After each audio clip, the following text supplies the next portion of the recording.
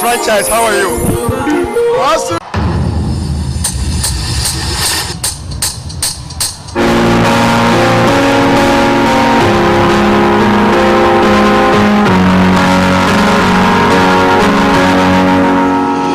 I used to believe we were running on the edge of something.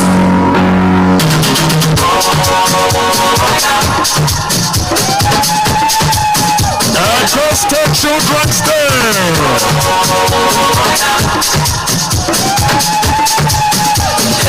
Just a children's day. I was telling this man choreography on. This is colorful. This is beautiful. Can you see their display? Higher, higher, stronger, stronger. Watch what they are going to write now. These are the children, and they are saying, well done. Rising light. Beautiful, beautiful children of the kingdom, shining like the morning. What a wonderful display for the children.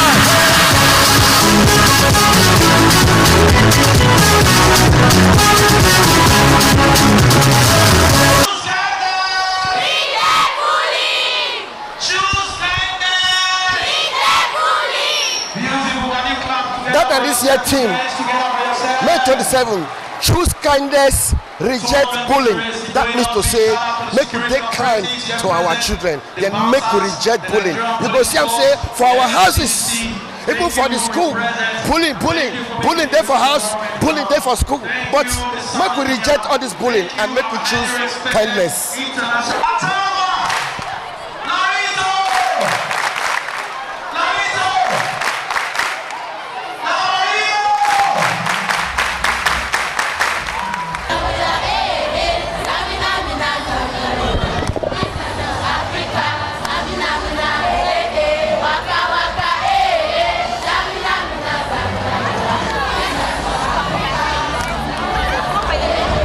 Goroti oye!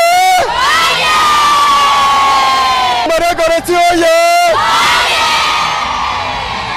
Which school is this?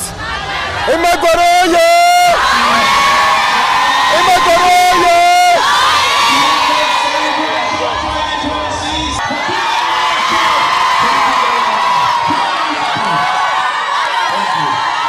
Ita college oye!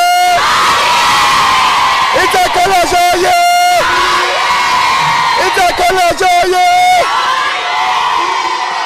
Let's say I'll be champion. Stand up for the champion.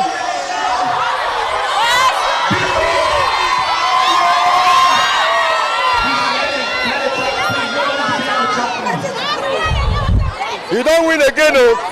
When I don't win again, oh. When I don't win again, oh. When I don't win again, oh.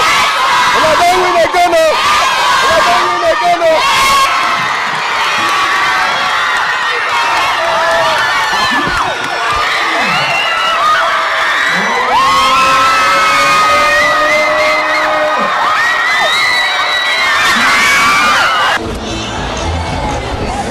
Which school is this?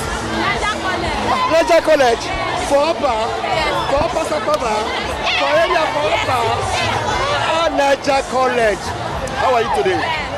What's your name? Sulamet. What class are you? SS2. SS2. This year theme is choose kindness and reject bullying. Is there bullying in your classroom or in your school? No. What do you have to say to people, even your brother, your sister, even in school, who tries to want to bully someone? They should stop. Stop. Yeah. Stop bullying. Yes. You prefer kindness? Yes. Than to bully her? Yes. Okay, so we are going to advise that they should stop bullying because bullying is not good. You bullying your own fellow mates is bad. Like, it's seriously bad. You don't need to bully your own fellow mates because you both are friends. You got to stop it. So on my opinion, I would say we got to stop bullying because bullying is bad. Okay, that's my opinion. Thank you. Fantastic. My advice for this matter say, you know, good more they bully children. You know, your good more they bully children at all. There are other ways to correct children when they misbehave. There are other ways to caution them. There are other ways to correct them. So bullying is completely out of it. It's not part of it at all. It's completely out of it. So we must not bully our children. This matter now, it concerns house too, for house. Now house for start. Now house, now for start. When we finish for house, we will carry enter market. From market we will carry enter street. From street we will carry enter our schools. Mostly primary schools, junior secondary schools, and senior secondary schools. So you don't go about the bullying. So what if FCMA school authority do if they found any child they do this act? The governor already, the Ministry of Education, they don't already put things in place. What to do to people when they bully children. They're already on it. So more choose kindness. It choose kindness over bullying. Thank you. Correct. Stop bullying. Choose kindness in our house, in our school, primary school, secondary school. Choose kindness and stop bullying. Ogbe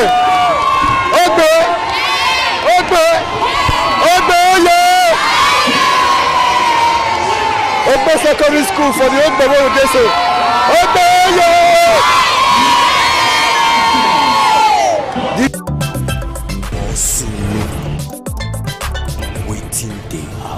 Oh, it feels amazing. I'm very proud to be here.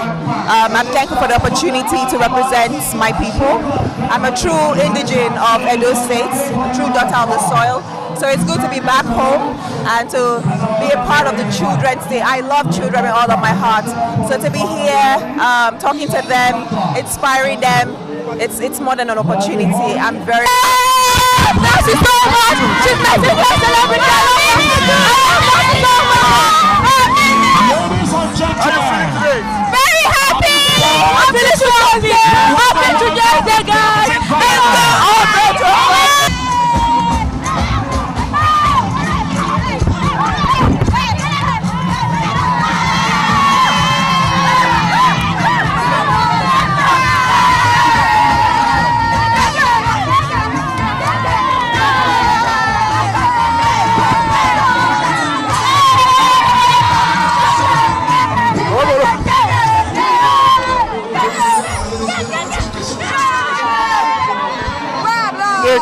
Thank you.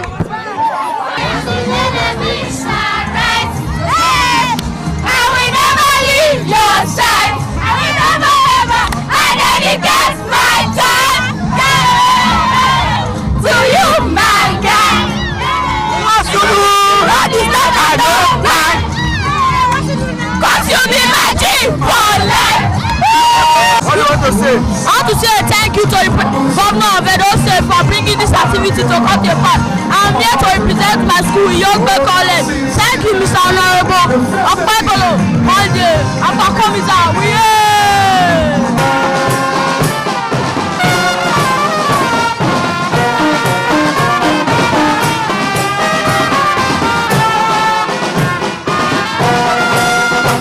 As you can see, this is a calisthenics dance choreograph display.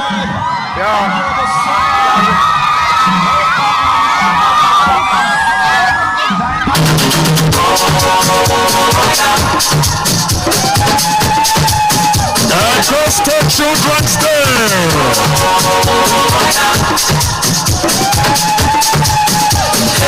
Just a Children's Day. I was telling this man choreography on. This is colorful. This is standard. Beautiful. Can you see their display? Higher, stronger. Watch what? Never be the same. This kind God, oh.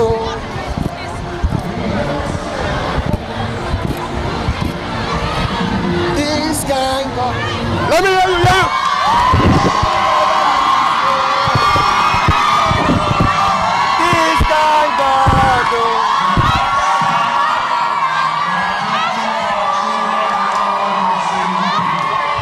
They say no to bullying. They say choose kindness.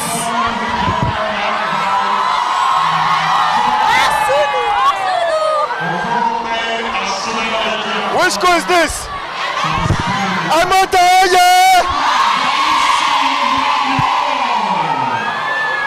Amota, stop.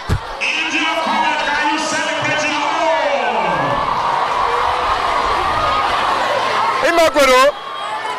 Orado Gasoye. Lari, Orado Gas. Choose kindness and stop bullying. Respect yourself. Respect yourself. Respect yourself. Respect what? Don't bully. What do you have to say concerning this choose kindness and stop bullying? Is it in our school or in our house, or it start from our heart? It starts from our house. It starts from house because when the younger ones they cause their elder one, mama and papa go they look them. From there they go kind of enter school. They go they insult themselves, insult their elder people. So like from house to start. They go kind of enter school. So for school now, we want to pick up from school.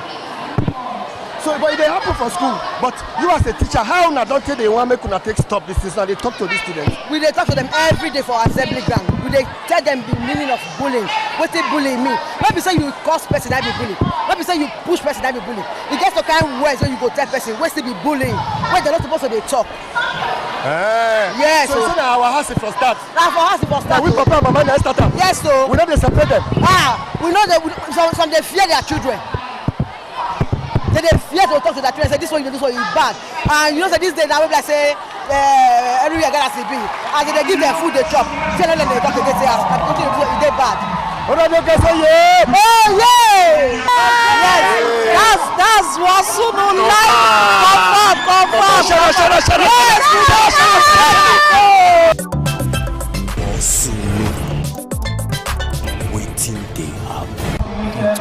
What's this matter? Now very serious matter. I dey tell you now very serious matter. Because you know what they talk to? Even me, I be lawyer. And I be child rights activist. You see, like what I dey tell them, they know they want here. Lion not the born snake. Most of these things now the attitude of the father for house. Then they carry come public. No, barrister, activist. Say now we whip papa. I dey tell you now snake they born snake, lion they born lion. Abi you don't see where person plant cassava I go rip cocoyam. Now what you plant now you go rip. See me now they here, see my children there. They look me now. Anything when you be now your people children they copy. That no me say I not fit discipline my children. The best way to train your children, even the law don't stop all those beating of children anyhow. The best way to train your children is be the example they want to see. If you as a father you dey behave well, your children go behave well. But if you as a father you be courteous, your man are courteous, your children will be courteous. No, now papa and mama now they watch us online now. Yes. They watch us for television, for Facebook, for TikTok, everywhere. Now you they start to talk say now from house from start before enter school. In short, when we did primary school, they teach us for social studies say the first agent of socialization is the family. So most times that's why they say charity begins at home. Are you getting me? No place like home. Many parable dey about home. So to let you know, say background matter a lot. If you see long tree when long go up, wetin make am long because of the roots. Okay, wetin come be bullying? Bullying. Okay, bullying na very simple thing now. Bullying na when one pikin or one person they try to suppress another person. They try to force a way on another person. For house or for school? For anywhere. But for this one, we dey talk about school. Now we dey talk about here now. So the matter, the level be say, this thing is against God, it's against man, it's against society. Bullying? Yes, and it's against the person. As you dey so now, if me make the first wetin I want on you, you go like am. And the Bible say wetin not good for one, make we not do am for another. Because that is what they call the golden rule. What is good for one is good for another. Treat others the way you want others to treat you. See your daughter. You see that they look me here now. Okay. You want tell me say if your daughter now do some kind of thing, you know if you carry your pet, they whip her. If me and you they fight for here now, my daughter see me next time when person interview, I go fight her now. So the best way to train children is not to beat a child, is to be the example they want to see. They are so too because my stubborn. children, They are too stubborn. no, they stubborn because they look at our papa, they look us. They look us. They watch the way you take the disappoint. What's you know what I discover? Let me tell you what I discover. I discover, say, do you know that talking they learner? You know, say to waka they learner. To waka, picking they learn to waka, picking they learn to talk. Now for study, research, now discover. Okay, what will be the solution to all this thing? Simple. If problem dey, you will go to the root. The best place to solve a problem is to go to the root. For example, when I travel go Israel, I discover one thing. For Israel, they use simple technique to solve difficult complex problem. But for Nigeria, we dey use complex problem to solve complex technique to solve simple problem. If you carry this matter go federal government, they'll set up committee. When they set up committee, the members of the committee, all of them go get subcommittee. Then when they get subcommittee, you see, for simple problem. So it is left for us to go back to the drawing board. Let parents behave well. Let parents behave like the standard of God. No, make me and my wife. Yes. Make we behave well. If you behave well, your pikin go behave well. Because lion in the bone. My wife insult me for the presence of my children. I will insult her. Then your children go begin insult themselves when they don't marry. Yes. Even my children, they tell me sometimes, I say, Daddy, we don't like the way you spoke to mommy today. I will carry my wife, tell her sorry for their presence. They go learn. So many of us don't do too many mistakes. Yes. So charity begins at home. I know the Bible talk, it say go and do likewise. So me, they send you now, you go do the same thing when I tell you. I think this menace called bullying starts from the home. When the children watches their father treat their mother and their mother treat their father, that aspect of family life is very important. Yes, because if you don't treat your wife well, the children are watching you, especially the male children. When they go out there, they begin to treat the female children, their female colleagues in school, the way their father treats their mother. So charity begins at home, not outside. Parents should first of all teach their children how to love, teach their children kindness, how to treat others well. You know, when you love yourself first before you love others. So I think it has to start from home. When we teach our children right, when they go out there, they will behave right. Thank you. Are you saying I cannot quarrel with my wife in presence of my children? Yes, you can quarrel with your wife, but beating your wife, abusing your wife, verbal abuse, emotional abuse, financial abuse, they're all abuses. Do you understand? So you can quarrel with your wife, but not beating your wife, fighting your wife, or sometimes wife beat their husbands. Yes. So what I'm saying is this: charity begins at home. Let us as parents show good example, quality example of how to live this life to our children. Let me just begin for you. Are you trying to tell us now, say, now we, Papa and Mama, now cause this situation of this bullying where they carry those schools? Sometimes we, Papa and Mama, we dey cause them, but most times our children go outside. They learn bad attitude. I know, they learn bad attitude. But you know, the example you show your children, now you go make your children know the kind of friends where they go take. If you know they keep bad friends, if you as Papa, you know they go drink, get drunk. Mama know they go outside, go get drunk. The children no go outside, go they follow bad people, they make friends. So if you keep good example for your children go behave well. That's all it be. So, for Papa and Mama now, what it be bullying? Bullying, for my understanding, for Papa and Mama, is when a man will open there's verbal bullying, yes. When a man go open mouth, go call his wife animal, idiot, say as you be, fatty or robo, thing. It's bullying, yes. Or when your wife they talk to you, you just turn your backhand and give her slap. Yes. Or when you even your co-neighbors, you bully them. You talk to them anyhow, you behave anyhow. That's bullying. Yes. It's nice talking to you. Thanks. They say charity begins at home, and learning, we that are educators, we say learning begins from the home, because it's what the children sees. These children that we see these days, they don't do what you say, they do what you do. So we parents, I'm advising parents to be of good character, so that their children, because if And in a way, you look at the way and manner you speak at home. It depends. It determines what your children say outside. You see in Benin that you say a child will say "Ogu kill you." You find out that it is in the environment that because we have different types of learning. We have things that influence learning.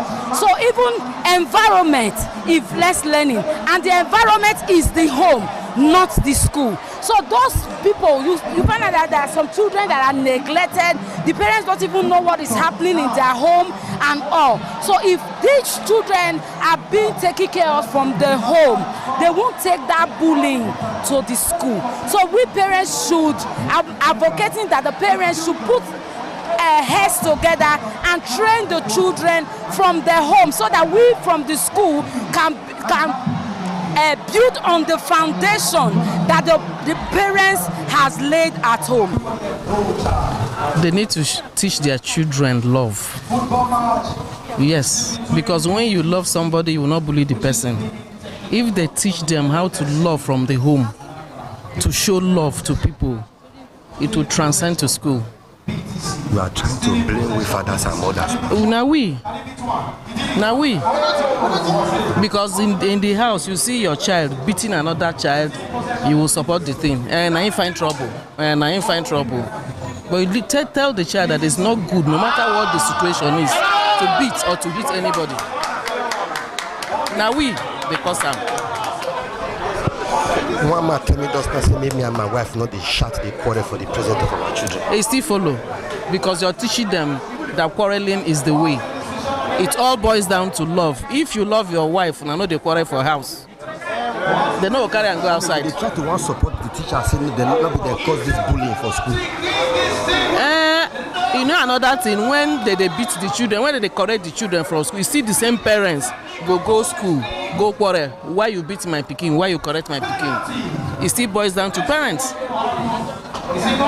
Because before, not be one person they train pikin. In every society, they train children. But now, I beg, leave my pikin for me. No beat my pikin for me. What do you expect? For children, when they watch us now, what will be your advice for them? They should learn to tolerate and love one another. Who find you trouble, go report. This person, sorry, you apologize. Thank you, it's nice talking to you. Same here. You as an executive principal, when they take off both the students and the teachers, what we need to do? The truth is, it can happen either for school or for home. Papa when they beat the wife, na bullying. Na bullying be that. Wife when they beat the papa, na bullying. So if principal still dey shout unnecessarily on teacher, na bullying. Even when you dey talk to pikin well, na bullying. If you as a principal, you dey shout for your teacher. I don dey shout for my teacher anyhow, without recourse to respect. Bullying. Na bullying o. So bullying be say you dey use undue advantage over somebody who is your subordinate. Na be the thing. Even somebody dey fit bully superior o, so they go up, they come down, e dey the same level. Bullying na bullying. So how we go take choose this kindness?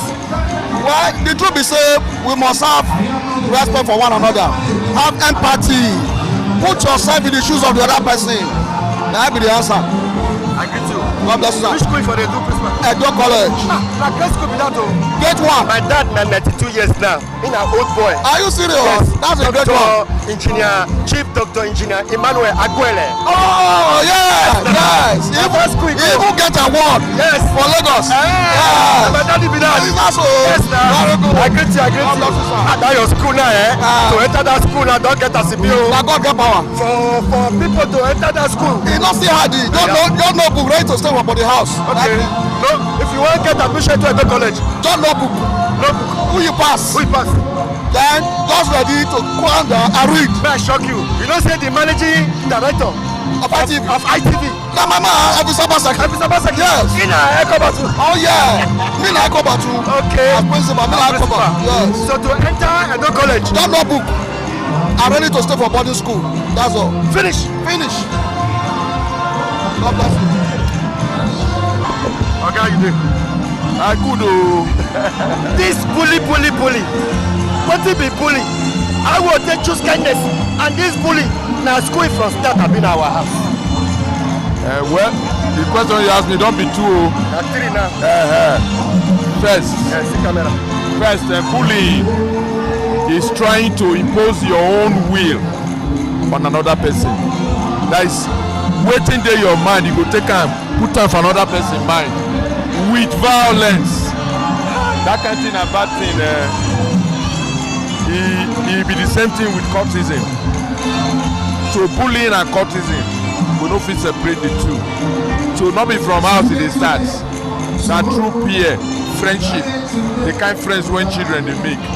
So it could make school and parents they observe how children take they make friends with others. So may they not go join negative friends. Thank you very much. Thank you. How are you? I'm fine. Why the parents need to know concerning this bullying? Because they say not be their fault. They say now fault will be principal. No, training they start from house.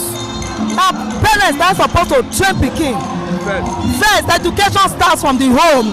That's what they teach us for school. When you born pikin, when they teach pikin say if you wake up for morning, make greet who is sitting around. That be education. When they go give them the right one, when they come to school, we will come help them. Because for us, when pikin go do something, the papa and mama go say, as small pikin, leave her. Because they talk to the one with senior around. You go take what you concern now, so they say they start. So by the time the pikin the something don't enter the pikin blood, to come stop, you come be wahala. Not be bully o, it plenty o. Wetin they take wetin not be your own. You they do open eye, they collect wetin not be your own. Na bully o. That's how we see am o.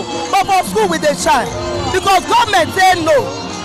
Humanity say no to bullying. How are you? What's your name? Jemima Jonathan. You want to be a police officer when you grow up? How are you? I'm fine. I like your uniform. Thank you, sir. How old are you? I'm 7 years old. 7 years? Yes, You sir. want to be a police officer when you grow up? No, sir. How are you? Fine. I like your uniform. What is the name of your school? Police Children's School. Do you want to be a big police officer when you grow up? No. A doctor. You want to be a doctor? Do you want to be Inspector General of Police when you grow up? Yes. IG. What's the name of your school? Ego Secondary School. Do you like fighting in school? No. Bullying in school? No. Shouting in school? No. Fighting each other? No.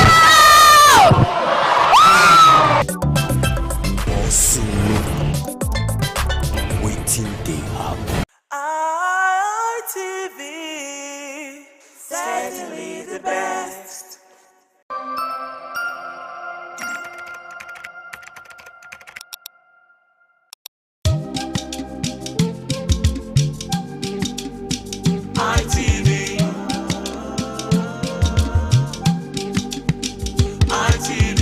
ITV, certainly the best.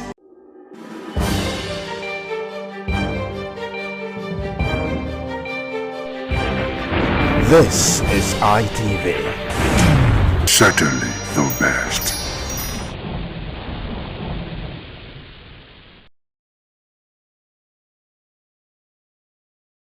This is ITV. Certainly the best.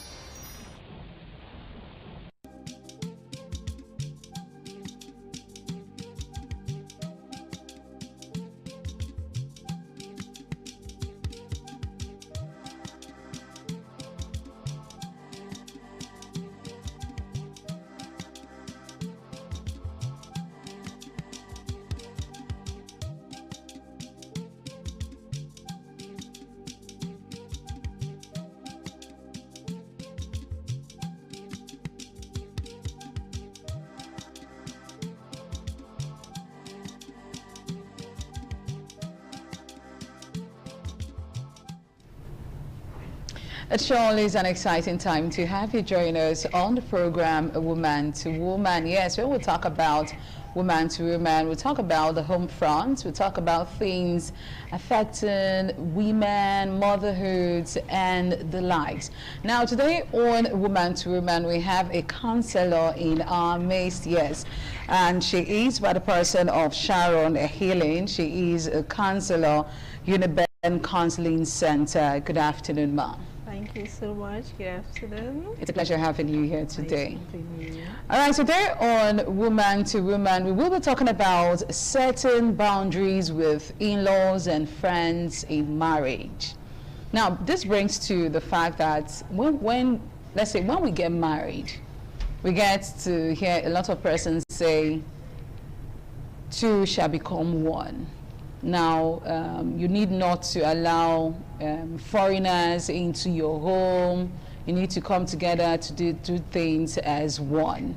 Now, when we know our Nigerian setting, we always want to cherish the fact that we have extended families. Now, we cannot do without our extended families. Now, this brings to the fore certain boundaries with in-laws and friends. Now, when we talk about certain boundaries in marriage, what does it actually mean? Yeah, first and foremost, let's try to understand the word boundaries.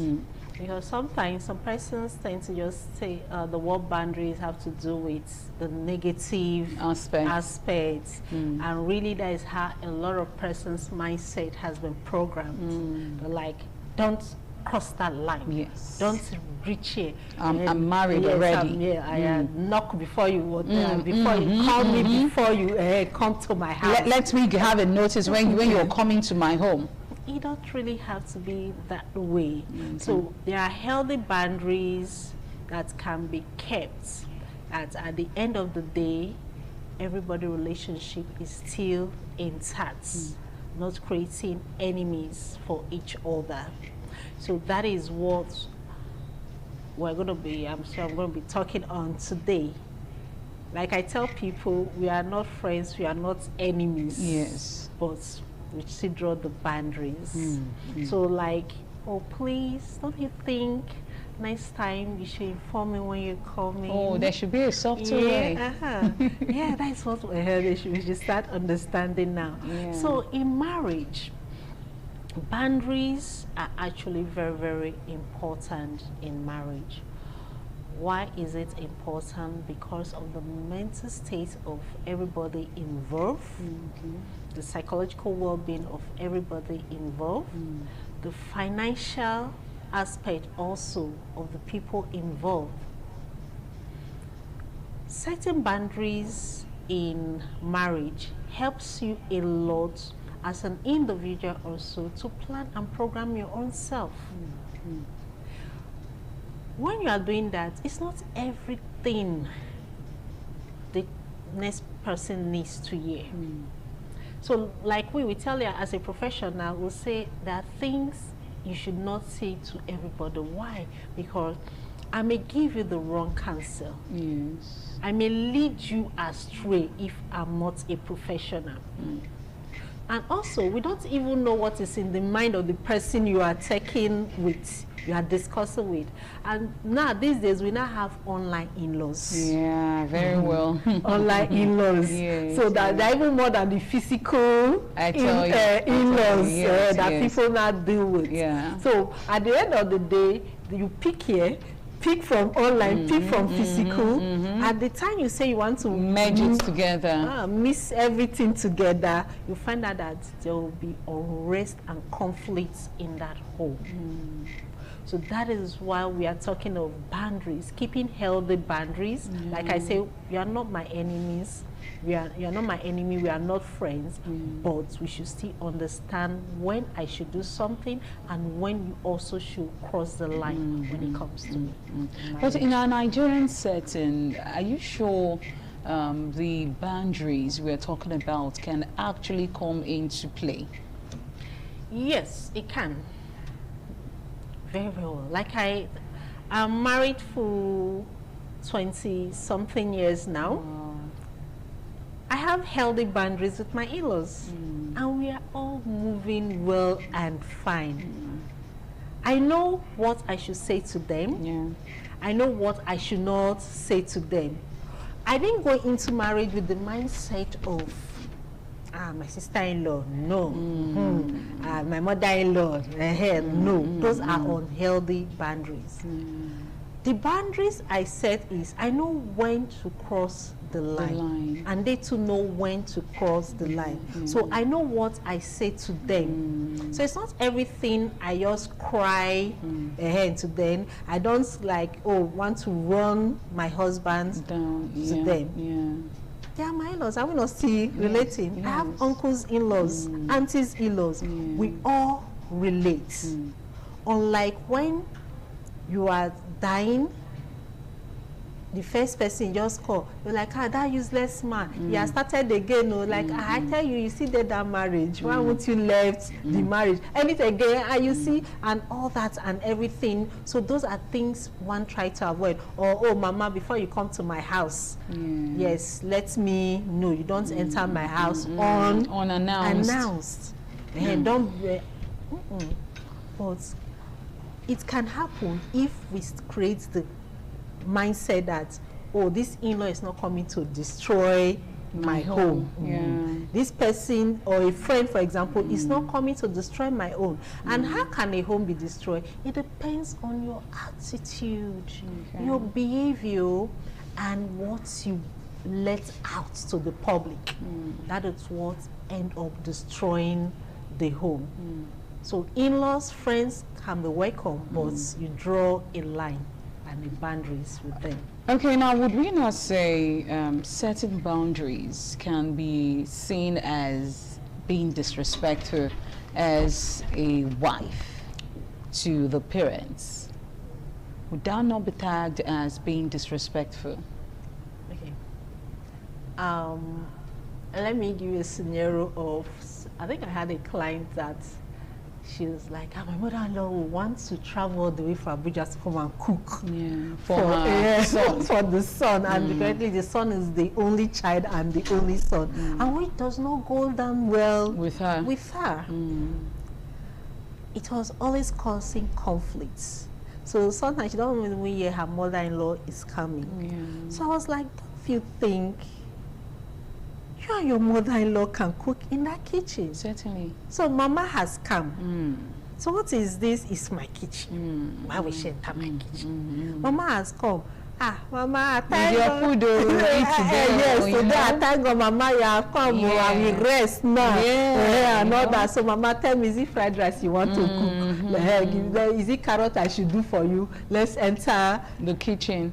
You are not, you see how I put it, it's an healthy boundary already. So you are not quarreling, you are not whatever, you are not fighting over who owns the kitchen. So this one, it is not the other way around, it is not a disrespect to your in-laws. Like some example I said, don't come to my house without, give me 1 week notice before you come to my house. Why will you call me? You don't just call me. So this is different, like, thank you so much, Mama. Mama, don't you think, you know, by this time now I should be sleeping. Mama, don't you think as from 10, it's ideal to call me that time. I will answer you very well. My eyes go down open. My eyes is shining down. Mama, please, don't be calling by 6 a.m. What is bringing that hair and all that? Or me and my husband is talking. You are calling my husband. So, but in a better way, that you are showing respect to the other person. Okay, now do you feel having a relationship with your in-laws can actually help to solidify the home front? Yes, I tell people it is very, very important to create relationship with your in-laws. So, but some persons will tell you, oh, in-laws are the worst things that will ever happen to you. But I tell people, create relationship with your in-laws because you don't know what tomorrow holds for you. Fine, nobody prays for anything bad to happen. But when it happens, what's next? You don't have anybody to cry to. So when the person pushes your head out, you don't have one person in that family To actually fall back to. fall back to. So even though your own husband is the one even creating an unhealthy boundary with the parents, with the parents, with the family, you apply wisdom. Yeah. In doing it. Why? Because of tomorrow. Anything can crop up tomorrow. I've had scenario whereby the family of the girl, they disowned her. Oh, they say, okay, can go. Sister is the person you want to get married to. And at the end of the day, the guy became something else. And apparently she didn't have relationship with anybody in the family. And when the guy was like, I'm done with you, I'm no longer interested in this marriage, when she went to her family drove her because they saw ahead, but she was like, this is what I wanted. So they drove her away. So she didn't have anybody to fall back to. So I've seen scenario whereby when issues crop up, the person just call the sister-in-law like, I'm coming to your house, like, oh, my doors are open, come and stay. Then I will talk to my brother in the morning. Okay, in that aspect now, how would a woman actually know, okay, this is a family that, you know, has opened their arms for me to come into the home? How would one know, and how would one know a red flag? Do you know one funny thing? In the beginning, every woman knows a family that don't welcome them. They always know, it's always there. I tell people, when I enter a home, and it's even a 5 years old that said, I don't like this auntie, I hate her, I will run. That's a red flag. Yes, that's a red flag already. But in the aspect where the man you're coming for, you know, loves you, likes you, adores you. Yeah, that's what auntie said. They'll say, after all, it's not they are not the one I'm getting married to. It's the man I'm getting married to. Yes. But I tell you I tell them as a professional, you are not only getting married to the man, you're getting married to the family, everyone. Everyone in the family. So once you see the attitude from day one, the behavior, the like, I don't know my pikin see you bring come home. On a good day, now woman wear fat now we like see you be like who never they hungry. Those are already signs. So even though the guy is telling you, don't worry, and it's me you are getting married to and all that, things will change. At the end of the day, we'll find out that the influence will now be so much on the guy's attitude. I've handled a lot of cases like that. His attitude will just change. You will start hearing, he's my mother, I know how she suffered for me, so I have to... Yes, I have to answer to the call of my mom. My father, my father went on land to make sure who I am today. It's unfortunate that I got married to you. I have to please. Then at the end of the day, some of them even end up getting married to a second wife. Why? Just to please the family. So the signs are there through action words. So you look out for the verbal and non-verbal. Yes. Okay, now how can couples identify unhealthy interference? Yeah, unhealthy interference from in-laws or maybe friends and people around you is someone barging into your house. Maybe me and husband and wife are together in the bedroom, you're badging, like, hey, follow me, I want to see you.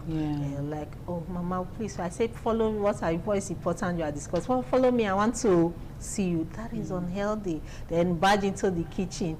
Why are there plates? Why haven't you swept the home this morning? Yes, why is everywhere messy? So like, oh mama, I'm so tired. You know, I just gave birth. Is it Jesus you gave birth to? Are you the first woman to give birth to? They're giving you rules and regulation on in our family. This is what we do. This is what we do. This is how women behave. A woman will marry into the family. This is their duties and all of that. We don't give birth to CS in this family. Okay. And that brings to you having to go and get a research. Before going to any home, any family, I guess the woman should go do their research before they get into a place that's it's like a game of not returning. Exactly. Anyways, if you just joined us, this is Woman to Woman. We'll be right back after the short break. Don't go nowhere.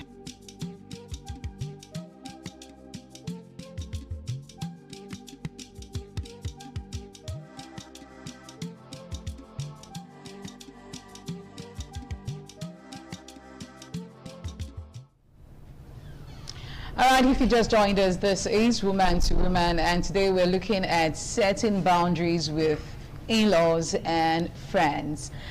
I love to, you know, expatiate the fact that I don't think there is any marriage without friends, without friendship. You get to hear, oh, my friend told me this, my friend said this. So how can a home notice a red flag in one's relationship with a friend? Especially when that friend is always talking down on the husband, or the wife. Or the wife, yeah, on your partner. Never sees anything good that the person is doing for you. Yeah. Your partner is doing for you. And like, is it not somebody, the partner, husband or wife that just did? So what is the big deal, or what he has done that you are now high heavens and all that, and shows disrespect to your partner. So yeah, so disrespect your partner, talk to your partner, and anyhow where you are. I think that can only come place the way you yourself place your partner. Yeah, the person. There goes the saying that says, the way you lay your bed, that's the way you lie on it. So if you respect your partner, I don't think any friend will come and trample on your ears, talk down or insult your partner in your presence. So those are some of the signs you see. Never appreciative, maybe dressing, the way the person is talking, the income of the person is always talked down on, and making the person feel so little wherever you are. So such a friend, you just flee from such friendship and don't keep such a person as a friend. Then a friend that is always telling you, I see what my husband bought for me, what my husband did for me, come and see, can't you see? Can't you see this one? So if it's affecting your mental state, so just especially when you get to see some women, when they talk about their husbands, my husband got this for me, my husband. And funny enough, when you go do your research, you will not see one pain that the husband actually did for them. Now, again, when we talk about marriage now, are we to say that, okay, let's say for instance, now, Mrs. Sharon, you're married, I am married. Do we keep company with those married women or single women? Now, some persons will be of the notion that once you're married, you should do away with your single friends. I don't know how true that is. And to me, I don't believe in that school of thought. Because I believe you as an adult, you should know what is good for you. There's something I tell people when I hear somebody tell you that, oh, I've been no one before, is this my friends? Like, you see, we told you not to be keeping friends with single person. I'm like, don't say that. If it was not in your mind, you would not do it. You would not do it. So it was just a push. You needed. So, you needed. It was just the opportunity, the avenue. I said, so I always back it up with the scripture. I said, that's how the Bible says, I will not give you the temptation you cannot overcome. So I said, okay, just like me now, as I'm seated here, I said, the mindset of go and rob a bank. You can never come across. Yes. I said, it's the one within my power that will always come across. So it's not left for me to say a yes or a no. I said, so that is how it is with friendship. So there are good single women out there that are even better than the married women, that will even put the married women in a straight path. So it's not all to do with you as an individual.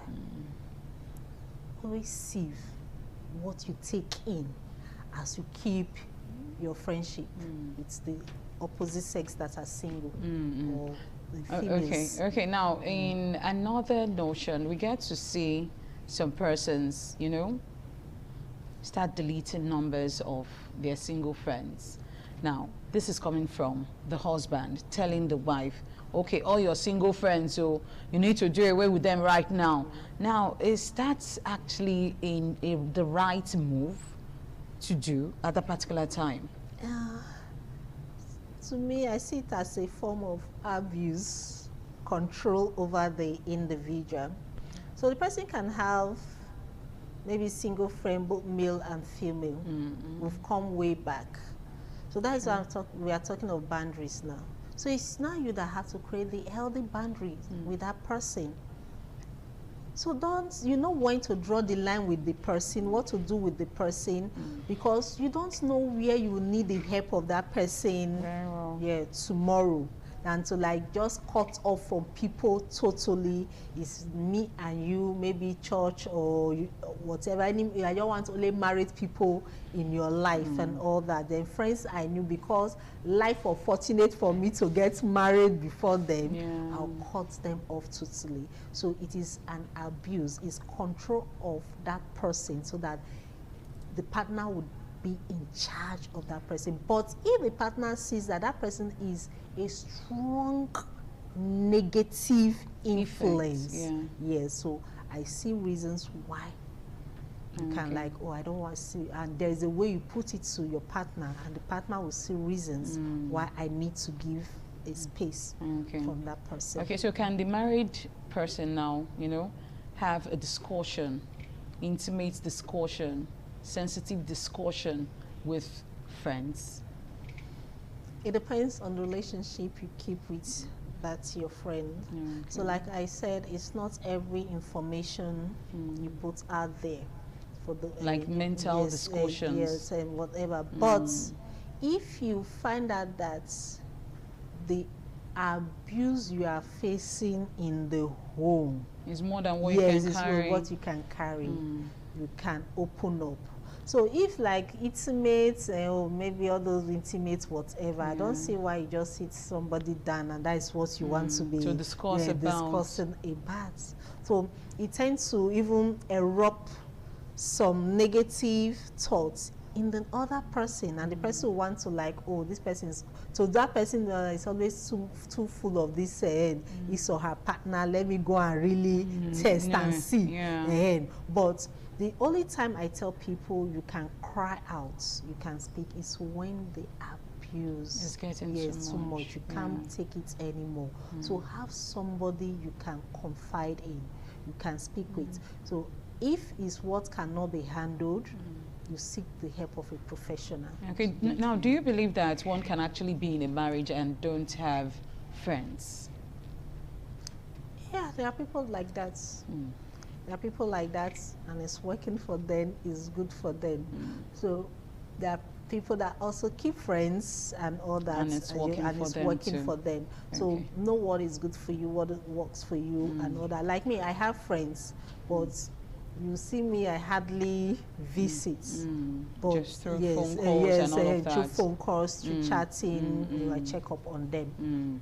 Okay, now before we go, let's quickly, you know, have a review as far as the in-laws are concerned. So what should the women especially, now what should a woman do to have that, you know, cordial relationship with her in-laws? Yes, the first thing is having a positive mindset towards your in-laws.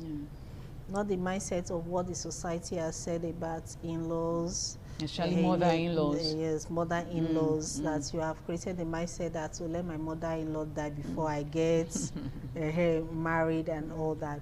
So by the time you create a positive mindset towards your in-laws, you find out that you are open. Even maybe you are being scolded, they criticize you when you do something wrong, you are open. So once in a while, I advise people, you send messages to your mother-in-law. It shouldn't be maybe she's celebrating, if it's every month's message, birthdays, Mother's Day, and all of that. To appreciate, so it keeps that relationship with going. you. Going. So if you should know, like I said, everybody has their boundary and limit of what they can do.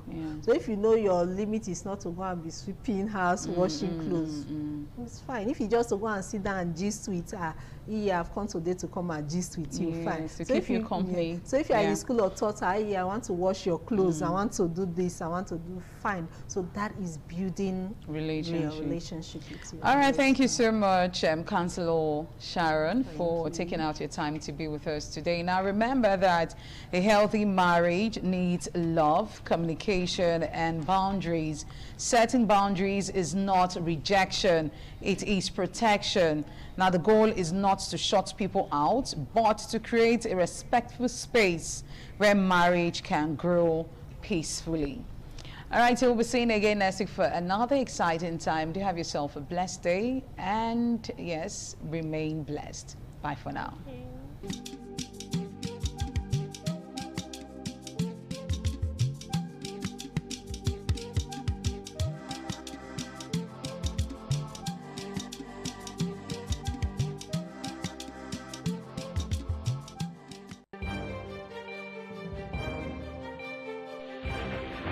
This is ITV. Certainly the best.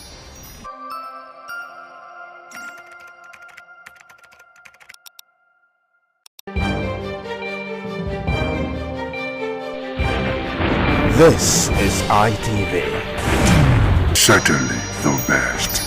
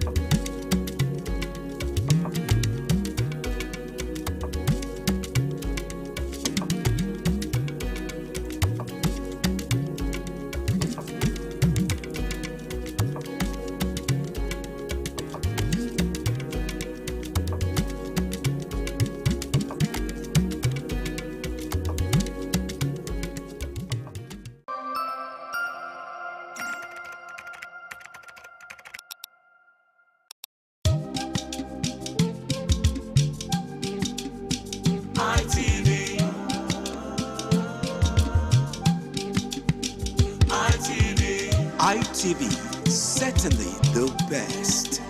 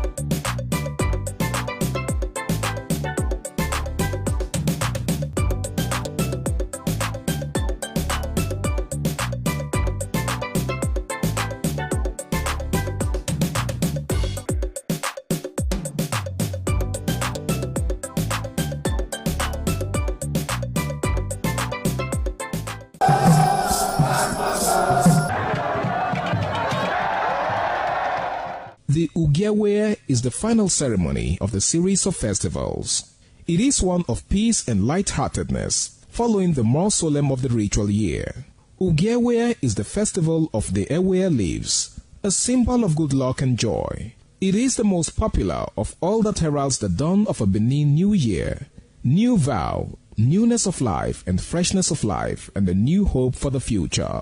In the evening, the Ewe leaves are presented to the Oba of Benin in grand style in a colorful ceremony. The Ihogbe society, amidst singing and dancing, bring the sacred leaves that symbolize good luck, blessings, peace, and prosperity. Each of the senior members of the Ihogbe proceeds to give the sacred leaves directly to the Oba of Benin, and others put theirs at his feet.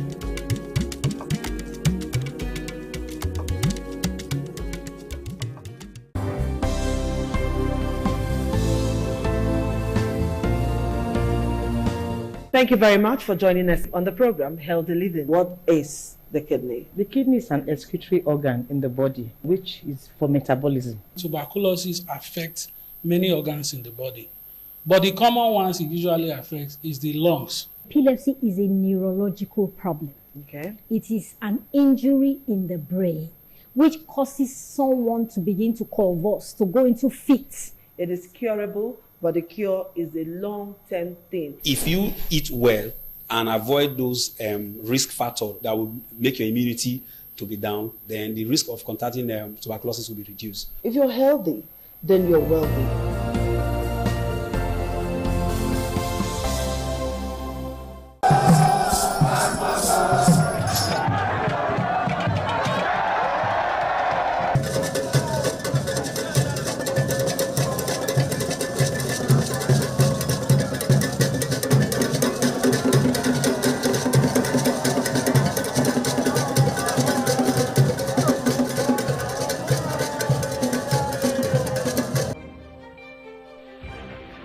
This is ITV. Certainly the best.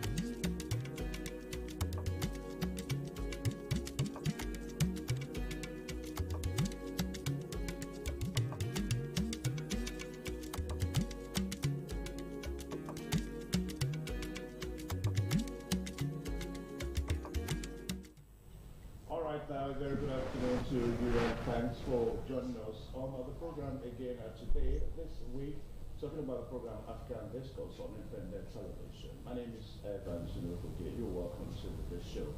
Well, today on the program, we are going to be dealing on most problematic issues, most fundamental issues in Africa.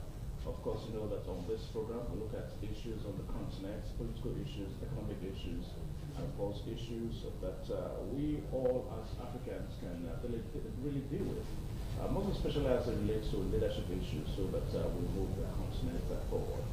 Well, sometime on this show, we talked about the 2065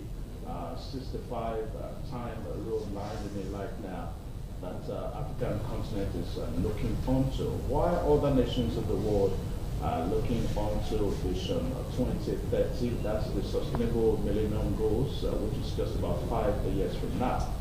Africa, some few years ago, came up with the idea of looking onto 2064. So if you put that together, this is 2026, so it goes to show that we have about 40-something years, more, to really see whether Africa as a continent has really evolved in terms of development, of course, in terms of developmental strides generally compared to other parts of the world. Anyway, we'll take a short pause now so that we get one or two things ready, and of course we'll bring our guest into the program this afternoon. Please sit back and stay tuned.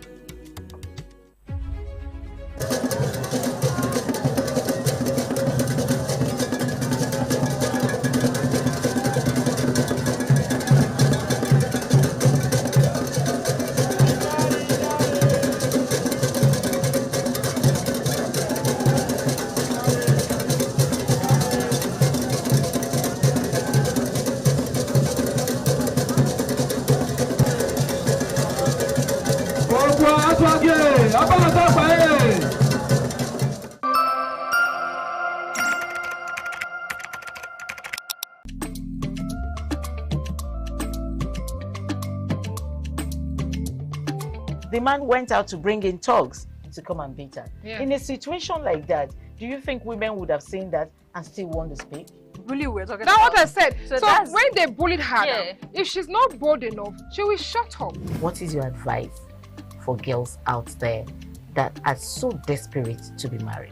We women, we have to be really intentional about our parenting. If you know a child is being abused, or you see signs, a bruise or a child, it has to be investigated. People barely even breathe when they are going for a shrebi and something. Party. You have to be They can't smart. sit If down. you see where they are dressing them up or dragging on both sides, you cannot you cannot breathe. That's what And these matters. women would stay in those events for hours just to keep up with that beauty trend. Is that healthy? That's not healthy. I am Patricia Uremu Gabriels, and we're reaching you live from our Lagos Network studio. Of course, Women in Conversation is a program designed for women to discuss about themselves.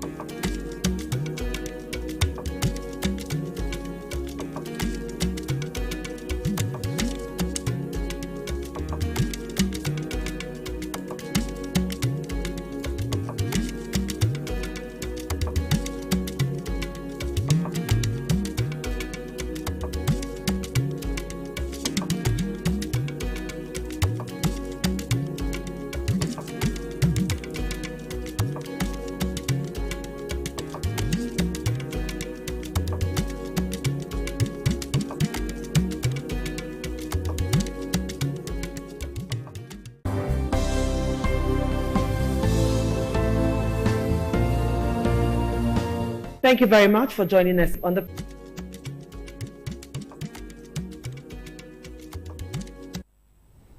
All right, thank you so much for staying there on the program African Discourse on Independent Television. I did say that we're going to be looking at most fundamental issues in the continent today on the program African Discourse. Now, a recent survey shows that nearly about 60,000 Africans from 32 countries, were kind of asked to go through kind of a vox pop recently to find out what are the most problematic issues in the continent. And it will amaze you that most of the things that they mentioned are things that you are already aware. But what we're going to be looking at on this program today is how we can really surpass all these issues. And somehow when we talk about the issues now, the bottom of it all is that at the end of the day, we're going to find out that it depends on the kind of leaders that Africa as a continent is getting. Well, we have the issues as education, and of course we have health. We also have the one that has to do with agriculture, then also infrastructure. Basic infrastructures are really not there in the continent. Then the one that has to do with security is also there, and that seems to be one of the most problematic issue on the continent today. Almost all the nations of the continent are having security issues. Here in Nigeria, it's almost a daily story, a daily episode of kidnapping here and there, whereby lives are living, with so much fear. So it's not just peculiar to Nigeria. It seems to be running through major countries in Africa, most especially the countries around the Sahel region. So security is also there, and also have other issues. Now, my guest on this program today is Wisino Marshall. Wisino Marshall, you're welcome to the show, African Discourse. Nice pleasure being here, Evans, for quite like a long time, Yeah, nice to have you on the program. Yeah. Now, let's discuss about fundamental issues on the continent. We've run through some of them: education, lack of basic infrastructure, security, and health. Security seems to be the major issue right now. Most especially countries on the Sahel region seems to be having that major issue. Now, what's your take when we talk about fundamental issues on the continent? First of all, fundamental issues, talk about issues that just cannot be swept under the carpet, issues that should be looked into in total, issues that really affect us as humans, even as Africans, and we take a look at them on a daily basis to get to realize that somehow they are all connected. Talk about agriculture, infrastructure, education, security or insecurity. They all have this single line passing through it, which is leadership.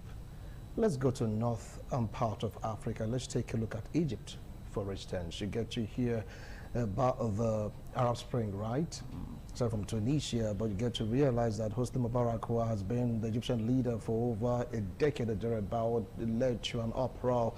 Some person said enough is enough. We don't want, a standby ruler, an autocrat. They revolted against Hosni Mubarak. We have yet another leader that came out from the Islamic sect. People are thinking that it's going to be the Messiah. All of a sudden, it became somehow too tough on the people. He was accused of being an autocrat, accused of increasing the suffering of the people. People yet again revolted, and here we have Al-Sisi, who is now the president. Egyptians are the better off, some are still complaining. So you see, leadership.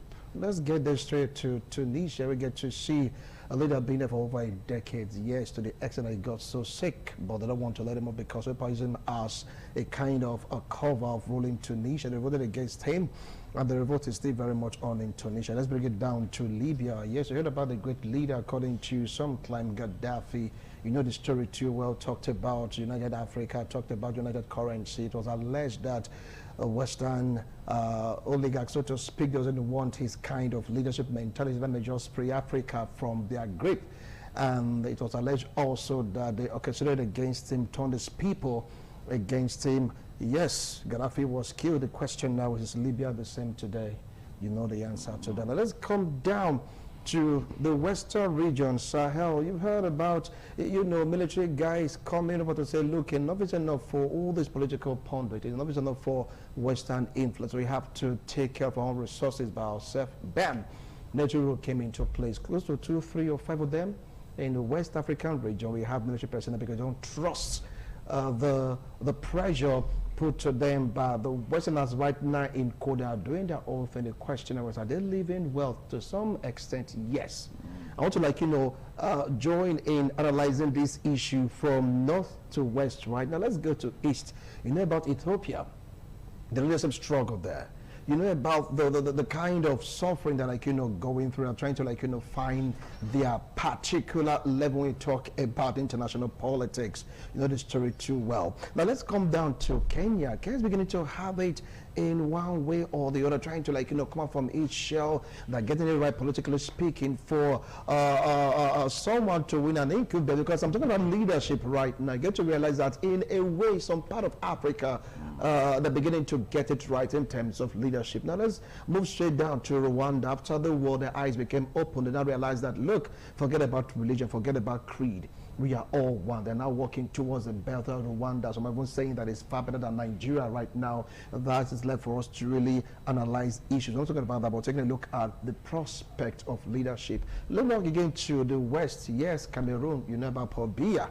He's been there for over 30 decades. Still there. Cameroonians are they happy? What about the Francophone and the Anglophone squabble in Cameroon? So it's all been leadership. Now, hold on, I'm coming down. I want to take it from one point to the other. Let's go to Central Republic of Africa. That is the car. They call it a CRO Congo, if you want to call it that. You know the turbulence. Apart from the Ebola squad, you know the turbulence there in leadership. North Sudan, South Sudan. We have the same story of leadership. You go to the latest now, South Africa. Xenophobia, however, some of my folks are there, still boils down to leadership. So when you talk about agriculture, education, infrastructure, security, just one line connects everything.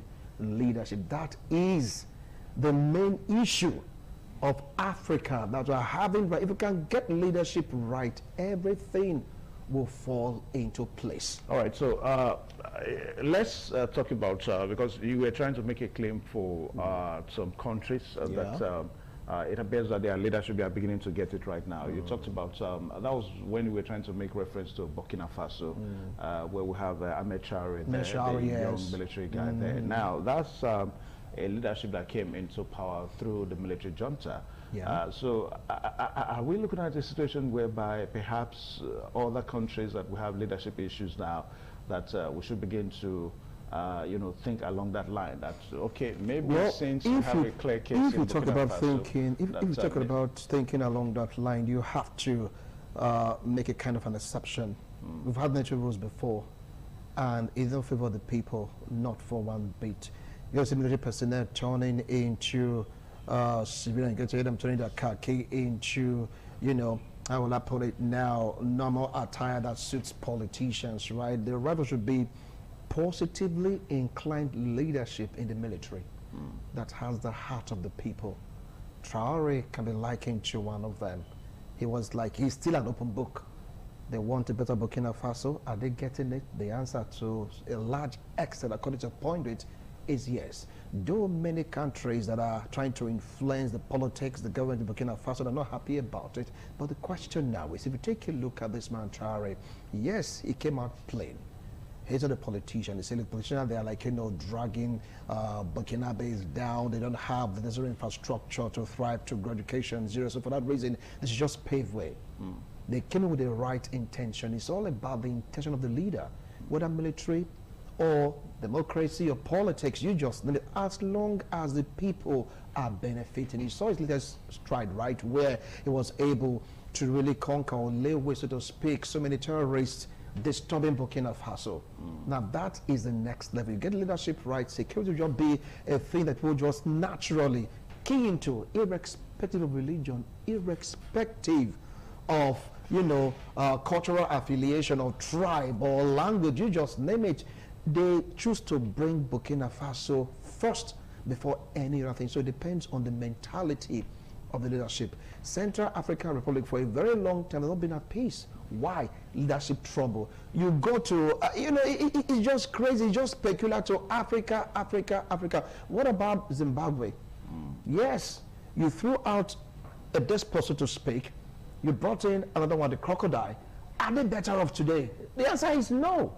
So the question now is, what kind of leadership does Africa throw at its people? Or better still, what kind of leadership does Africa as a continent choose to, like, operate, or will I say govern or lead them? That's a big question. Many persons are like, throwing a kind of a blind eyes to. If you can get that particular aspect right, a leadership with a good heart, a leadership that puts the people first, you come from any leader, then Africa definitely will start getting it right. Okay. Yeah. All right. So we started by looking at it generally, that what is really responsible for the kind of issues we have in the continent is as a result of bad leadership. Yeah. That's what we're saying. So during the course of this discussion this afternoon, we are going to itemize some of these issues. I ran through them a while ago. I talked about education, then the one that has to do with health, and then also agriculture, security,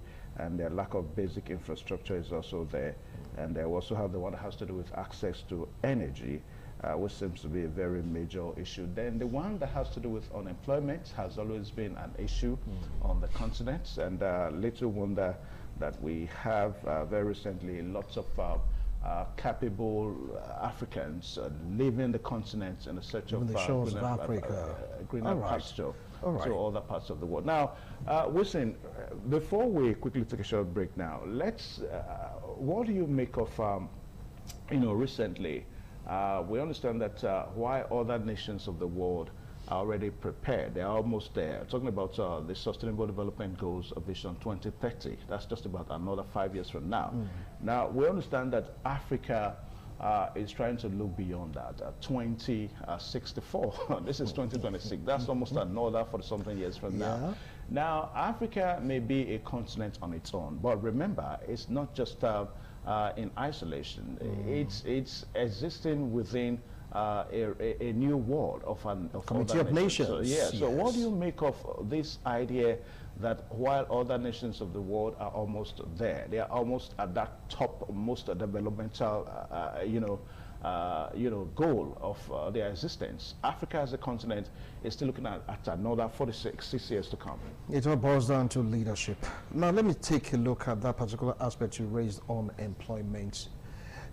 Every leader should know what people need per time. You take a look at the population, it's not declining, it's ever increasing. Now, when you take your census, take population, you know the infrastructure of to take care of this population, but when you don't plan, you get this population overshadowing or mounting on pressure on infrastructure. When you don't plan, you're going to see the growth, exponential growth, usurping or observe anything about employment. When you do not plan, you don't have the vision of creating jobs for these teeming youths. Tell me, why would insecurity, have its way in some various countries in Africa? Now let's take a look at Boko Haram, for instance. Western education is bad. Tell me, if those youths, if they really have good job, good paying job, do you feel that they'll just go there carrying AK-47, risking their lives to say no to Western education? The answer is no. A creative mind, that is what we need as leaders in various countries in Africa as a continent. Nigeria are over 200 million. I know we could get it close to 300, if not above 300 million. If you have a leader that is able to bring out the advantage of having this population by creating jobs effectively and efficiently, believe you me, within the next 5 years we are there. How long do you think it took China to be where they are today?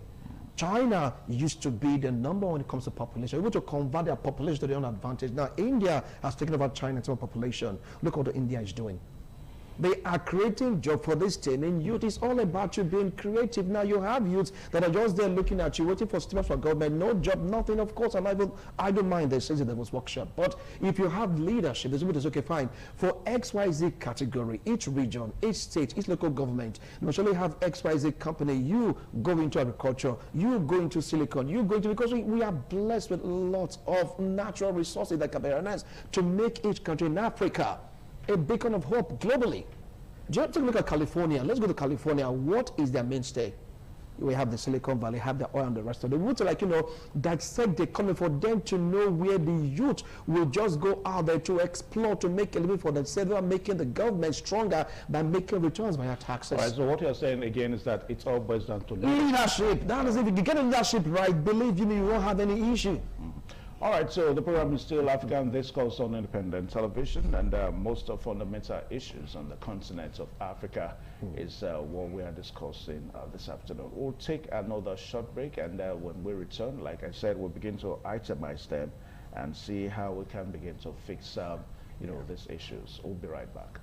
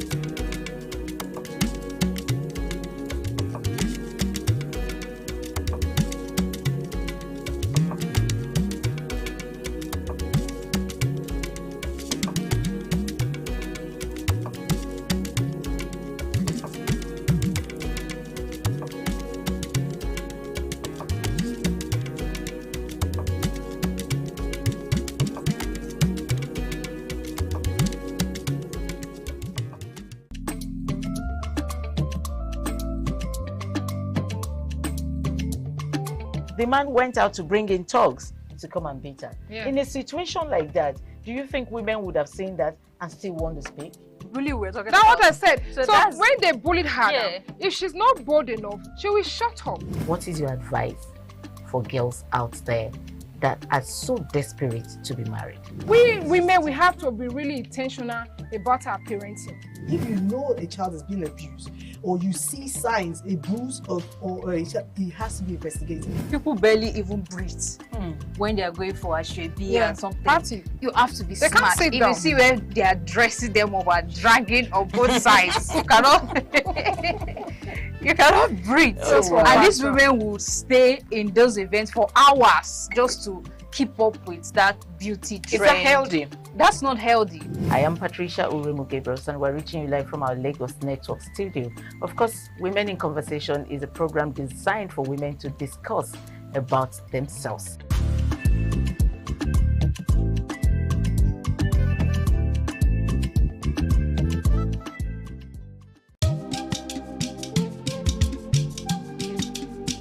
ITV.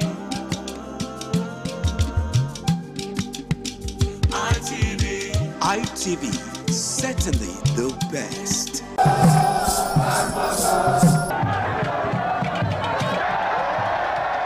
The land of Owa is inhabited by the people with common ancestry, language, religion, economic and socio-political ties. However, irrespective of their subtitle differences in language and culture, they share common traditions. The people are known for their hospitality. Owan traced their origin to Benin Kingdom as a result for a man to find a comfortable place for living. The name Owan was derived from the largest and longest river in the area, which is known as Onwian or Onwa. It means one who makes merry in affluence.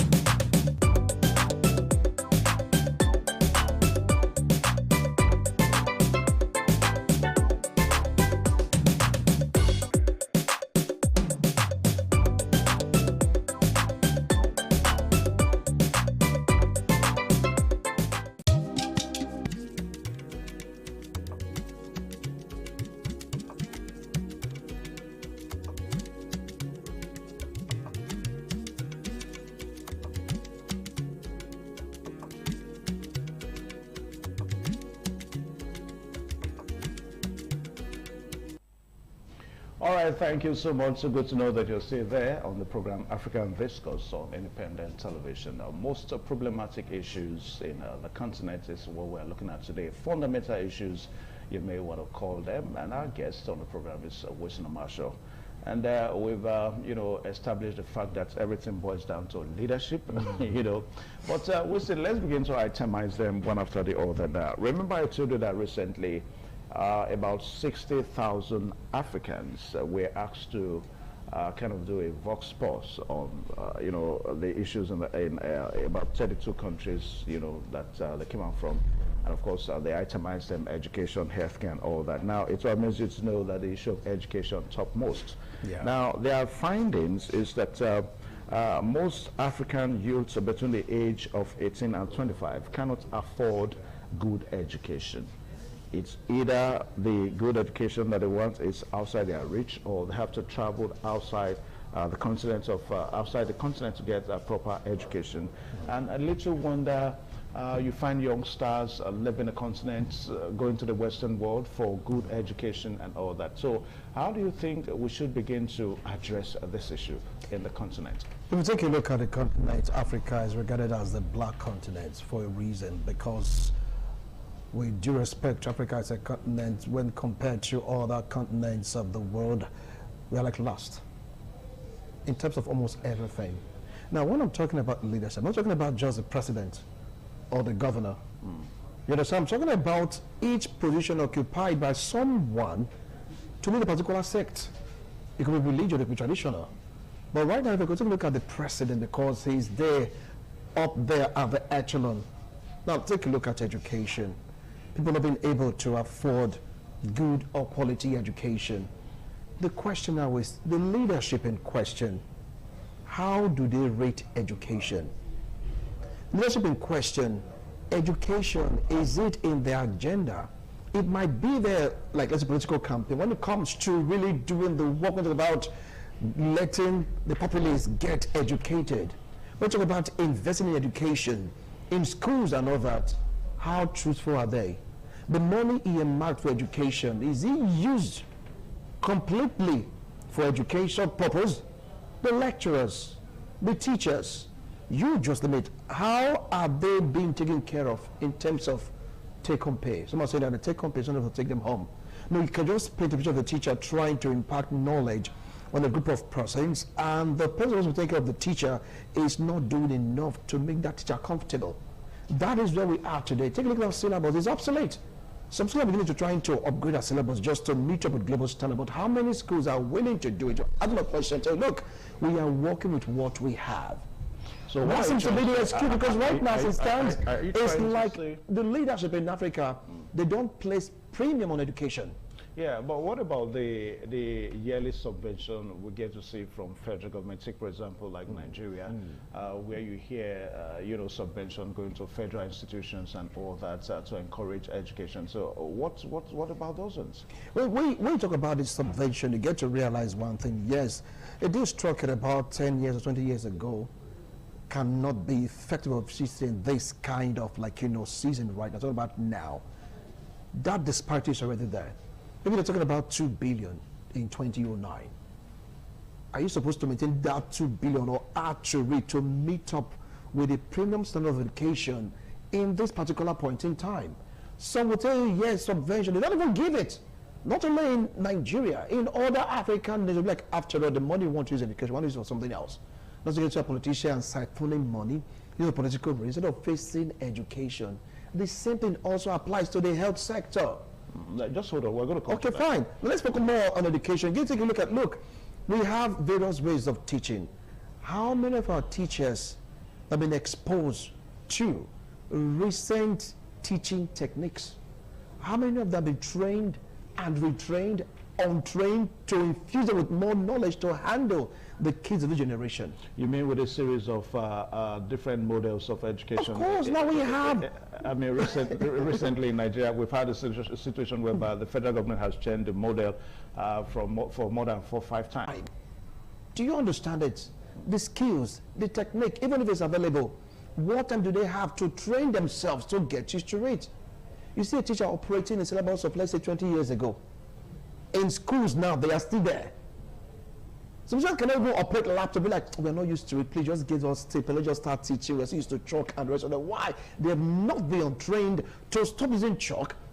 You understand it? They need to be trained also to know how to, like, go into the system, and now we have the latest one, AI. How many can really both of say like they are used to it, they can use to, like, teach students little or not, because this gap, generational gap, so to speak, is what is really causing the problem. It's all linked also to leadership. Take a look at the use of knowledge. They don't want to teach. After all, there's no money in teaching, and you're going to blame them. They look at their teachers, the one that taught them in school. You're going to see them still trekking, still living below poverty level. Are you wishing to become teachers? Teachers you see nowadays are those people like, okay, fine, there's no job. Let's just hold on to this until things get better. Then teachers used to be a pride for, you can say, I'm not taught this person, he's a president now, he's a doctor, he's a lawyer, he's a politician. Nowadays, some teachers are not even happy with their take-home pay. They're not happy with the way things are being run. Some people have this idea, but the conditions surrounding them doesn't give them an opportunity to really express themselves fully. Maybe they want to be innovative, be like, okay, fine, we don't have X, Y, Z. Go to the government of the day, we need X, Y, Z. Be like, we don't have money for it. We didn't budget for it. You're going to see the bottleneck that you have to pass through to bring those things to do. So that's everything boils down to leadership. So in other words, until leadership prioritizes education, we won't catch up with the rest of the world, because they're going like a speed of light. I see they're crawling. They are far, far, far above us. That's why parents will pay through their nose to make sure that 1 or 2 or 3, if not only the kids study outside of Nigeria, to come back later to rule Nigeria. That is the system. Because we've seen that, look, African schools, except for very few of them, the private schools are beginning to catch up for the private schools, yes, but you have to pay through your nose to go get knowledge from these private schools. Why? They know what they are doing. What about the school run by government? How many parents can really afford private university education in Nigeria, in Ghana, in Uganda, even in South Africa? I'm not saying that South Africans are so lazy, they don't want to go to school, they don't want to learn anything, they're just there drinking tombo. Is it their fault? What is leadership doing to really make them know the value of education? Because to educate a particular generation, you don't need to impact the knowledge on the next generation. Before you know it, everybody will grow in the same frequency. But right now, we are down the ladder. To climb up, we need a little place premium in education. If XYZ is a mark to education, don't say since 10 years ago XYZ was a mark for education, we're not going to alter it. So because things are evolving. What you're saying is that the leaders need to place premium on education. It all boils down to leadership, Evans. All right, let's leave that now so that we don't belabor education. Now, let's talk about healthcare, because we said a while ago that there are so many reasons why people leave Africa. They want to get these things elsewhere. We've talked about education, that we see youngsters in pursuit of good education, they go outside. And the same thing with healthcare. Most times we see our politicians, they go for healthcare service and all that. So what do you think is in healthcare in other parts of the world? Take, for example, in Europe, that is not in Africa. I mean, healthcare service delivery, healthcare generally. If you talk about healthcare, it is connected also to education. After all, these teachers, lecturers, medical practitioners must impart the knowledge to the younger generation for them to really carry out, even do better than their predecessors, or will I say anyone that really cared to be in the medical field. Now let me ask you a question, Evans. If you have a doctor that's coming from Europe, maybe God forbid you have an ailment, coming from Europe, says, okay, fine, operate on Evans, or top-notch doctor in Nigeria, they just put side by side for you to choose. Evans, as Evans that you are right now, who are you going to prefer to work on you? Because there's a European doctor. I'm just answering the question. No. Wait now. I'm telling you the reason why we are where we are today. Now, if you take a look at our health facilities. Listen, I asked the question. You don't ask me the question. No, you hold some on. questions are also rhetorical. But let me. These are rhetorical questions. Because you know the answer, I know the answer already. Beautiful, but let me put it to you that most times, these doctors that our politicians run to meet, outside the continent, they are Nigerians, they are Africans. No. So what does that say? What does that tell you? Now hold on about this. Like you missed the point. If a doctor should leave the soil of Nigeria to go to either Europe or US, that doctor is called back to school in Europe and US. They're going to retrain the doctor so that you know how they operate. That's just create a gap. Because if you're a doctor in Nigeria, go do your findings. They will not allow you to perform any operation, attend to any patients in US without you being retrained. Yes. You understand it? So that's it, that the gap is already there. Who are those teaching our doctors? The infrastructure, do we have them here? If yes, who are those operating the infrastructure? They're still going to call foreigners.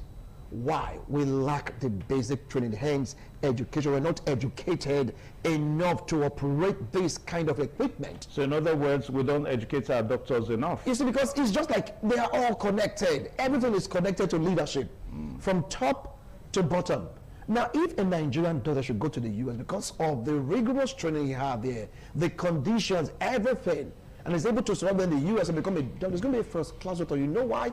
He's been able to work under pressure in Nigeria. You know, from Nigeria to either US or Canada, or even in Europe, they have softer conditions there. Tell me if a seed can grow in a very difficult, strong soil. You take it to a softer soil, you think that will not sprout into a mightier tree. Now that is what is happening. Okay. Place premium on what you should do as a leader in various countries in Africa, then we'll start getting it right. You know what? Now you can buy technology, but you cannot buy the knowledge. You have to learn. Let's leave that so that we don't spend so much time on, an issue. We have many we're going to look at now. Let's talk about agriculture. Now, agriculture in the continent, say in the 70s, compared to how it is today, there's a big gap, on how agriculture was in the 70s and compared to how it is now.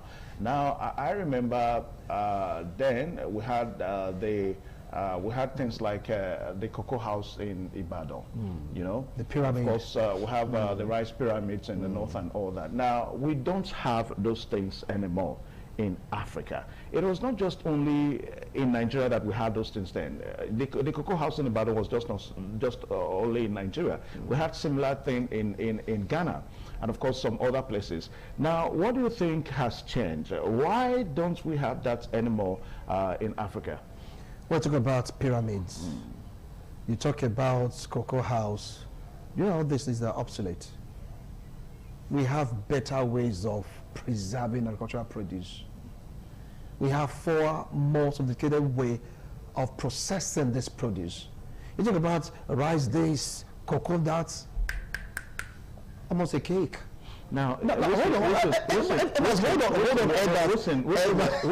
Listen, you are not getting it. You hold on. Now, let me tell you, the question I'm asking. Yes. What makes you feel that agriculture seems to have gone down? I mean, the practice of agriculture in Africa. That is where I am coming to. Listen. That was why. Listen.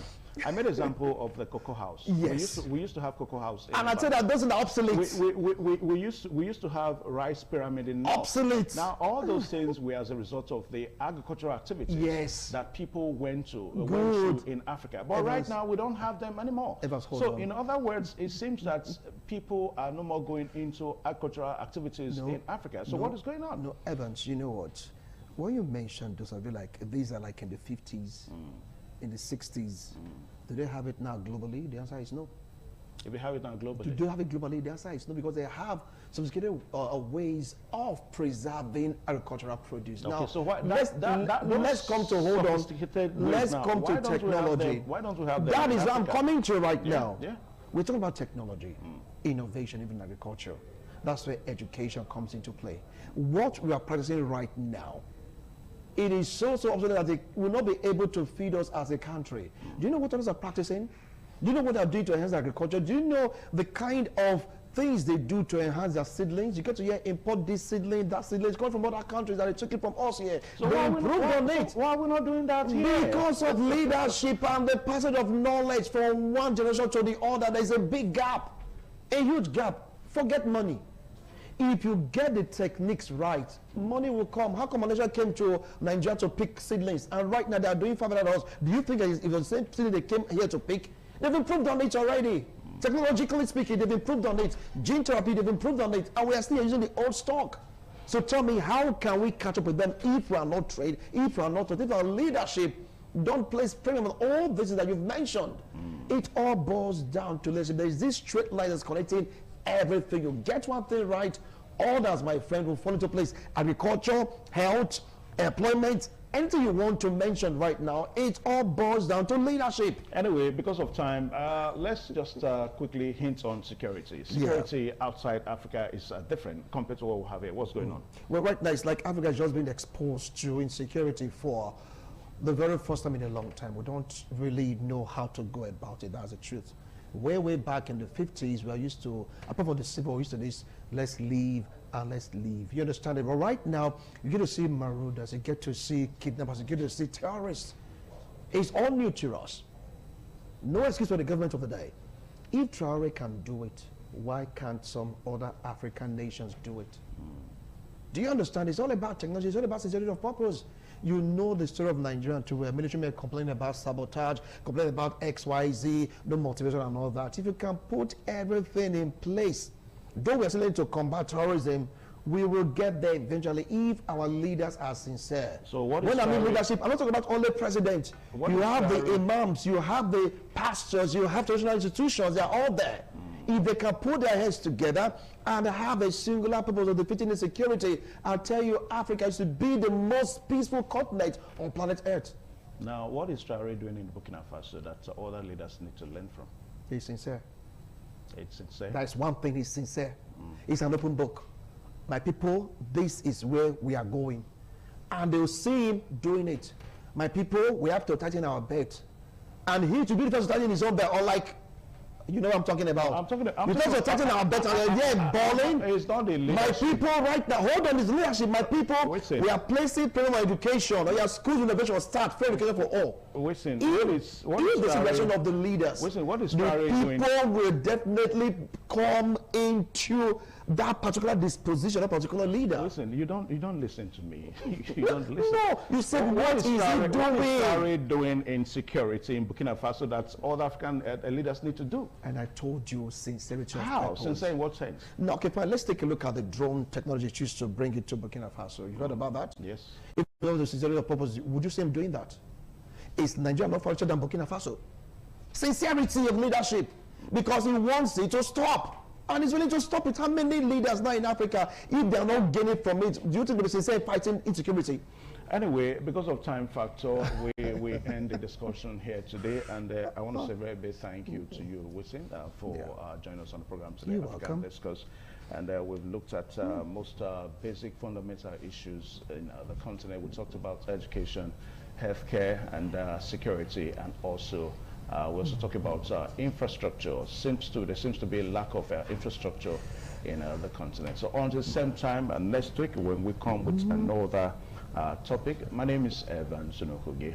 Goodbye and God bless you.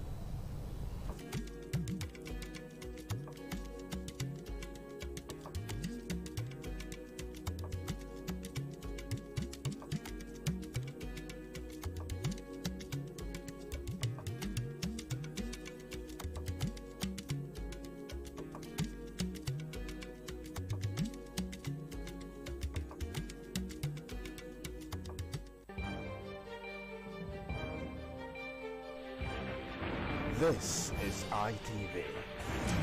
Certainly the best.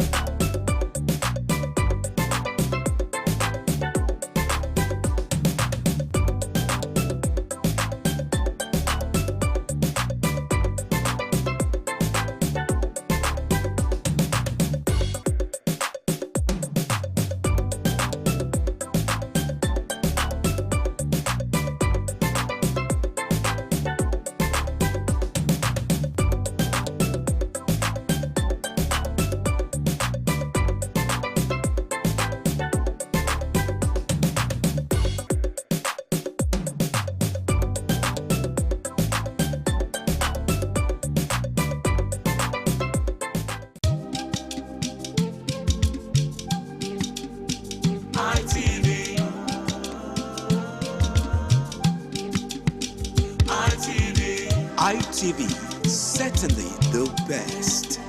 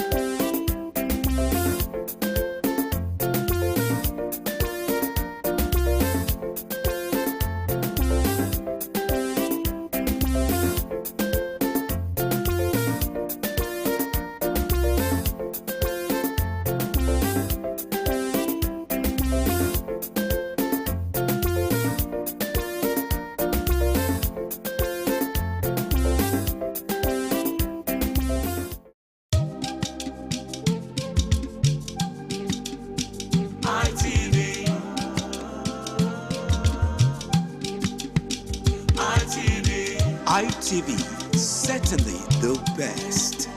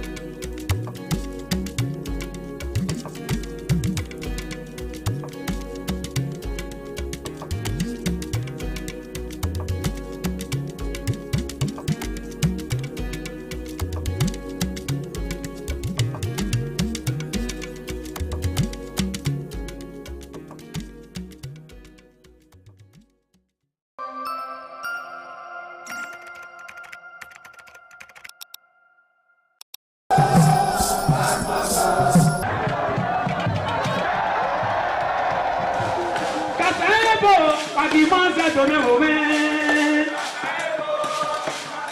Oh,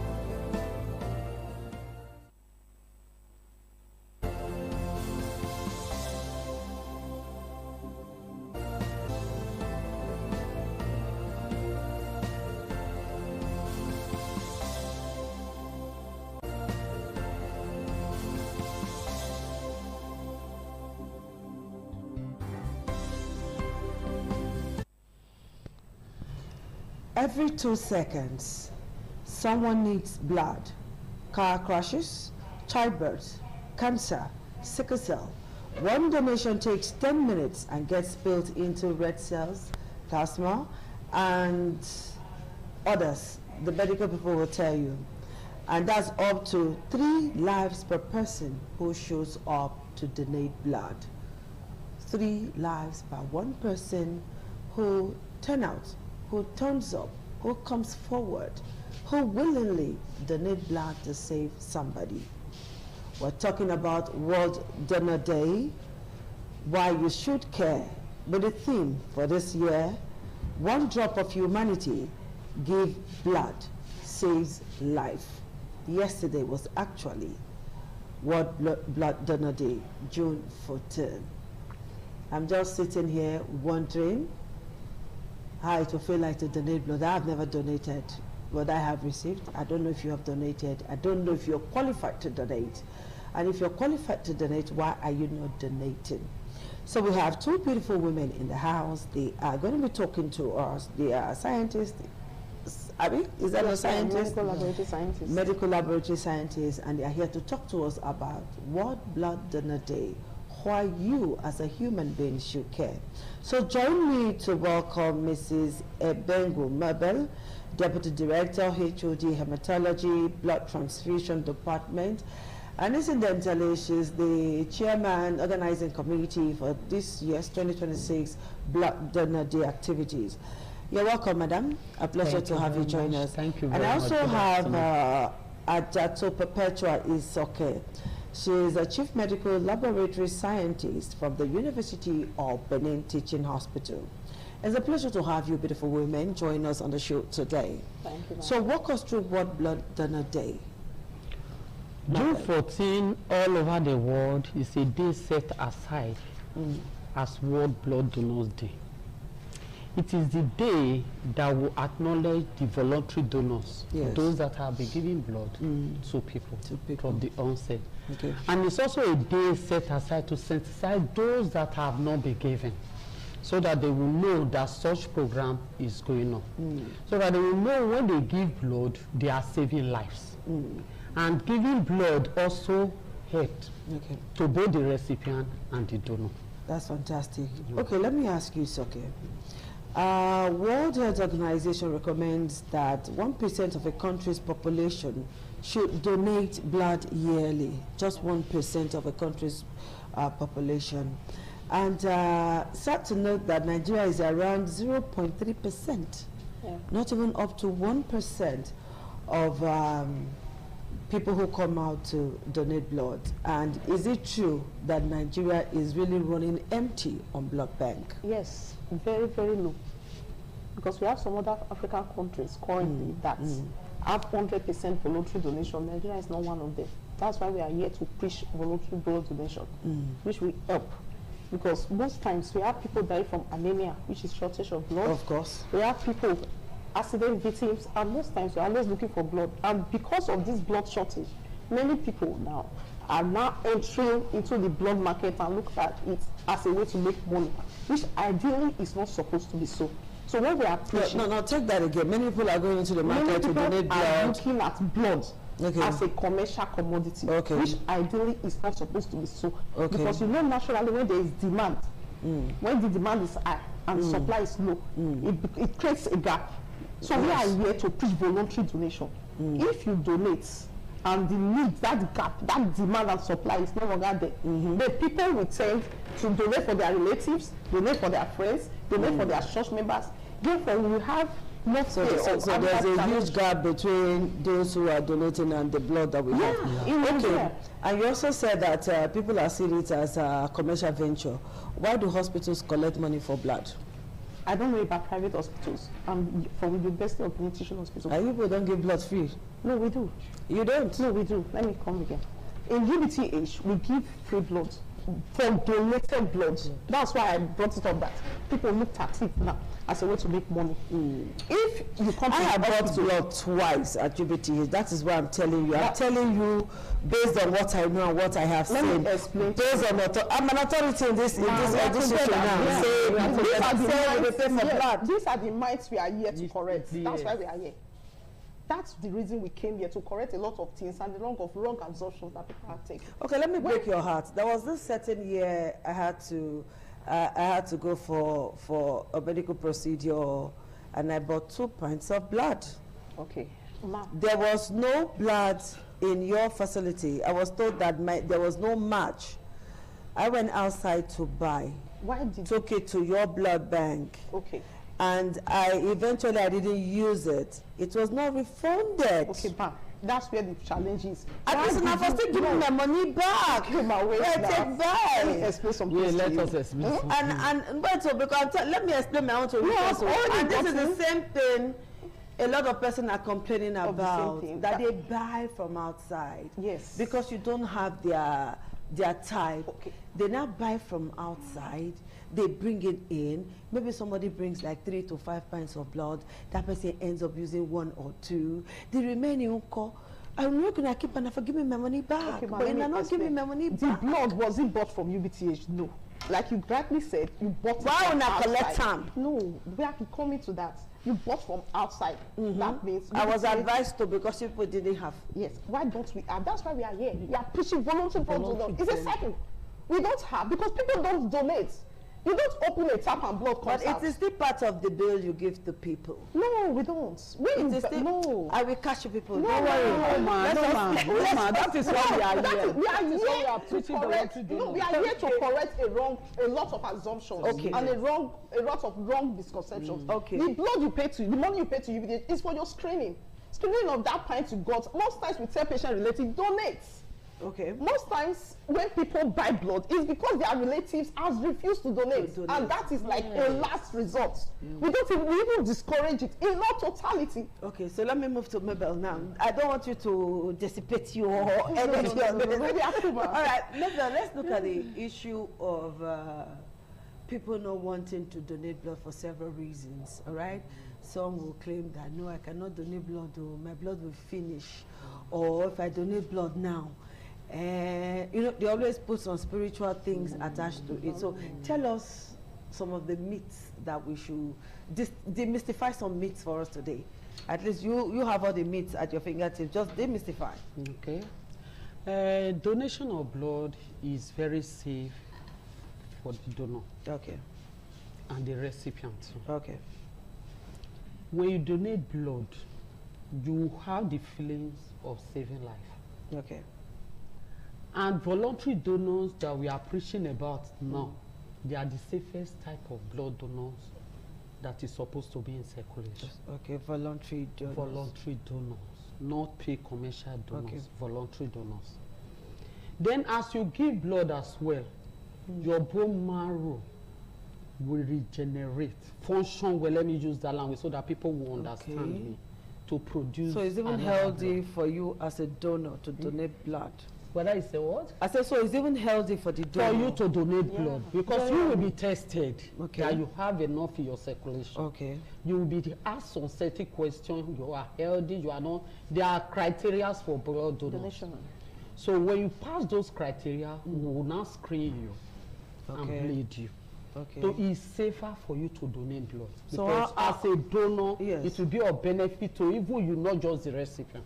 Okay, so what's the most dangerous misconception you have heard about donating blood in Nigeria or in Edo State? People will say whenever they donate blood, they will die. That they will faint, they will die. No.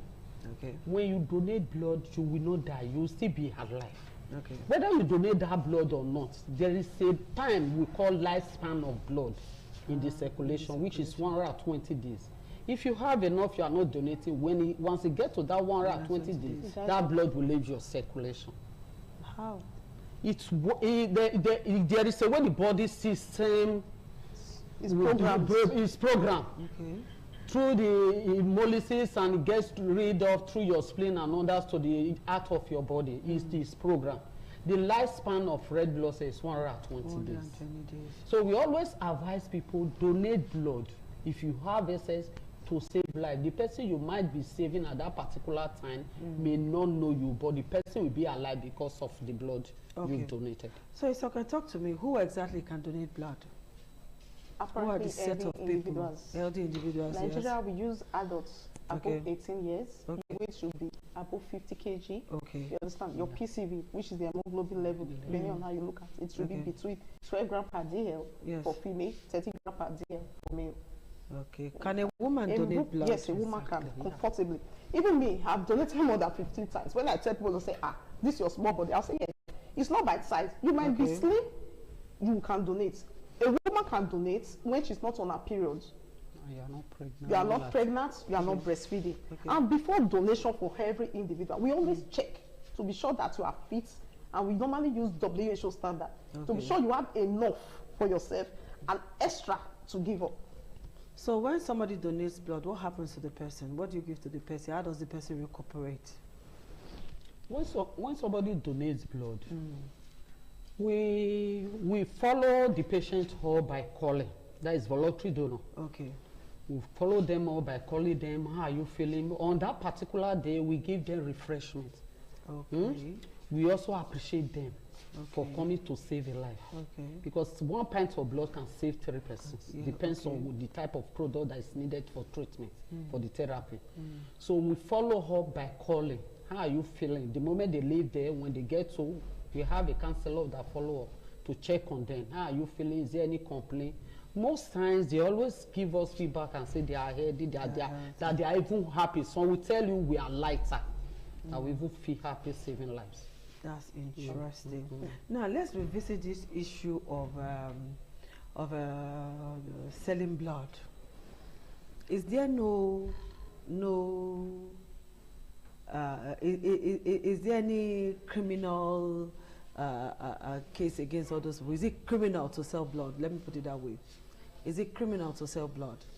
I would not say it is. Neither will I say it's not. It's not, okay. Why? Because you are in need of something. And the patient relative, like you explained, and you went hard to get. You understand? A patient relative will come. We tell them donate, call your relatives, call your... Some people will tell you, we don't even want people to know we are in the hospital. Okay, my husband cannot donate, my brothers cannot donate. Some people are not even from Benin. Okay, that being said, a patient is anemic, like severely anemic. We cannot say, okay, they are telling us, okay, go and get and bring, because we can't be looking at somebody dying and say, you have, some people will tell you, I can go and buy, no matter the amount. You cannot say, no, don't buy, you can't donate, then we'll see the patient dying. So I can't say it is, neither can I say it's not. And that is why we are here, preaching voluntary donation. Because if you allow your husbands to donate for you, you allow your wives to donate for you, because it's very healthy for a female to donate blood. You allow your relatives to donate for you, you allow your church members to donate for you. You won't have need to go outside to buy blood.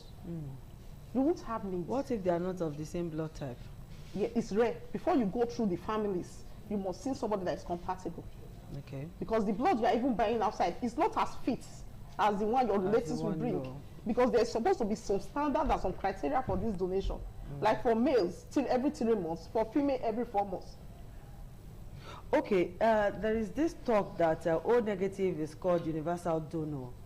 All right, the question that follows is that, does that mean other blood types are not urgent? Because when you go to hospital, oh, let's get, you know, everybody is craving for O negative, O negative. What about those who are A positive and other blood group? Does it mean that their own blood is not as urgent as O negative? Their blood is as urgent as O negative. Depends on the particular recipient that is taking it. Okay. Most cases why they go for that O negative, it's a universal donor. It does not select. It does not react. It's the best blood, let me use that language so far. That is why people, but it's very rare. It's not as common as other blood group. So it will be better if a patient is A positive and you are able to get A resource positive as well. Group specific. That specific blood group. Rather than going for the negative one, yes. Let me put here that in UBTH, irrespective of your group, you can come and donate. We are not particular that, yes. We are not particular of any group now. Okay, let's take a very short break here. When we come back, I'll come and ask you other questions. So we'll do that very short break, please.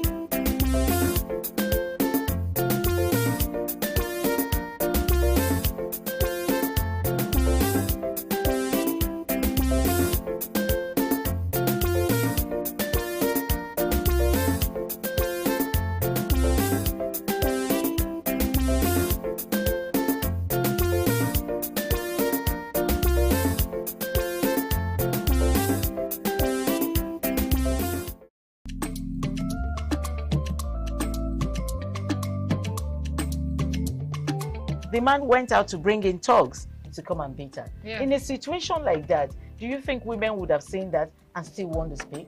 Really, we're talking That's about what I said. So that's- when they bullied her, Yeah. now, if she's not bold enough, she will shut up. What is your advice for girls out there that are so desperate to be married? We women, we have to be really intentional about our parenting. If you know a child is being abused, or you see signs, a bruise or a child, it has to be investigated. People barely even breathe when they are going for a shrebi and something. Party. You have to be They smart. can't sit If down. you see where they are.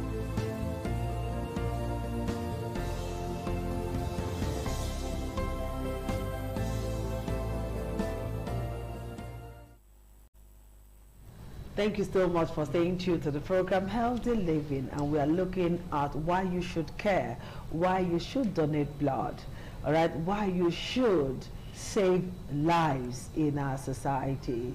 You know, just one drop means a lot to humanity, okay? So do that for the sake of humanity.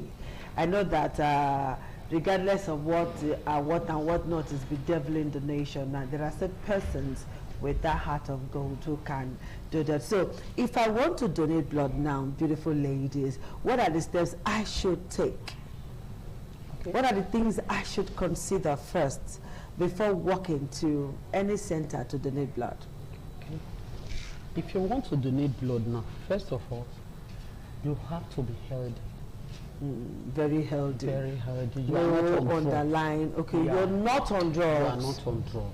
Prescription drugs. You don't have any chronic ailment you are taking Okay, care of. chronic ailments like? Maybe diabetes, Okay. hypertension, all those ones that you are taking care of. Okay. As a female, you will not be under your menses. You are not lactating, you are not pregnant. Okay. And you've not done surgery for the past maybe 6 months. Okay. So all those criteria, we will ask you when you come. some people can walk in and come and meet us and say they are healthy, they want to donate blood. But at the time we ask all these questions and we find out that they are not perfect or up to standard, we will not collect them. Okay, you don't just take anybody. We don't just take anybody. Don't just take anybody. Okay, it's okay. Let me ask you these questions. I don't know. Can you share a story of maybe a story you'll never forget about a donor who changed somebody's life, who changed a patient's life? Because I have heard some stories that wowed me. So do you have any story like that? We'd like to hear. Just tell us one that you'll never forget. And Mabel too, you tell us one that you'll never forget, just to encourage people like us who have not donated blood before. A lot. Blood is life. I've seen cases in UBTH blood bank. When you walk, you see people with leukemia, people with cancer, people that they are rushed, like near death. Occasion, they are referred from other hospitals because at a point they'll say we can't handle this patient, put them to UBTH. And later when we follow up, no work in the lab. When you feel, at times, middle of the night, you'll be waking up, there's an emergency, the theater nurses came, doctors will come, we prepare blood. At 7, at a go for one person. At once. At once. We have had cases more than 11, 15. One person. Middle of the night, more, if possible, yes. So at times we tend to follow up on such cases where you were being woken at the middle of the night. How is this person have? Thank God, this person survived. And there's this fulfillment. There's this feeling of, thank you, Jesus. You understand? And this is only made possible because as at that time they came with that emergency, the blood was available. If there was no blood available at that time, a lot of patients would be saved. Yes. So, how do we? Let me ask Mabel now. How do we cure this deficit in the blood bank? How do we cure it? How do we make it possible that there will be blood, there will be enough, there will be people coming out to donate? Don't forget there is hunger in the land and people are not eating well. People are not eating properly. How do we cure it? This is why we are here, the reason. Voluntary donors.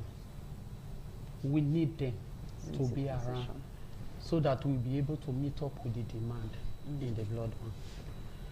People are not willing to donate because of fear. There are still people, despite the hunger in the country, they still have enough blood in their circulation. Very well. Despite the hunger, where do they produce the blood for them? They are eating. The bone marrow is producing the blood. Doing its own work. It's doing its own work. Except those that are sick, that is when the bone marrow will have suppression. Yes, people still have this blood, but the fear of I'm not eating well. They say when they donate blood, so that is the language they use. They say when they donate blood, they will die. No, they will not die. There are people that still have this blood, including male and female. And that person you're donating blood to will not take your luck. No. They will not take your luck. All the good things that are supposed to come to you will not go to the person. No. We should remove that from our mind. No, it doesn't work like that. Okay. It doesn't work like that. All right, so can talk to us. What do you want that person watching now to know? I want all my viewers to know that donating of blood is beneficial to you as the donor. Okay. It's safe. Okay. And if you are not fit to donate, you won't be told to donate. Okay. Thank you so where is the exact point if I want to walk into UBTH to donate blood now? You come to UBTH as of blood bank in UBTH, hematology, BGS department, blood bank, in pathology session. We have 2 blood bank in UBTH. Okay. And there used to be one around Ring Road. There's this van around Ring Road there. I think that should be MBTS. That should be MBTS. We are talking of University of Benin Teaching Hospital. Okay. After Unibe, where you are and you people have just said now that when a patient comes, the blood is free. The only thing you pay for is screening. For those that is donated. For those that are donated freely. Okay. Those you buy outside. You know, we don't have any business with those outside. We don't have business with them. Those outside. But the ones that you have in your bank. That is donated freely. From the voluntary donors now. We are giving it out. Even a blood you pay for screening.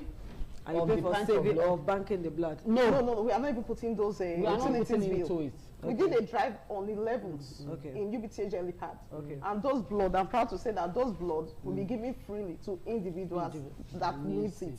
That is why we are always advocating for voluntary donation. Because Thank you, ladies. Our time is up already. Wow. So we are preparing for the news now at 3. I want to say thank you so much for coming out to come and educate the public on the need to donate blood, on the need to save 3 lives. If you can donate just one pint, you're saving 3 lives.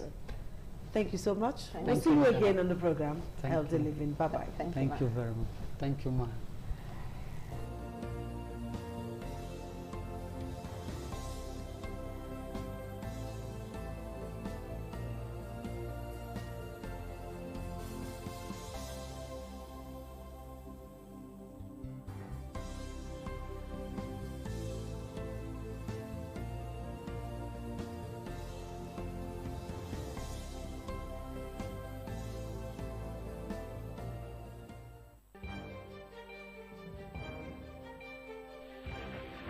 This is ITV. Certainly the best.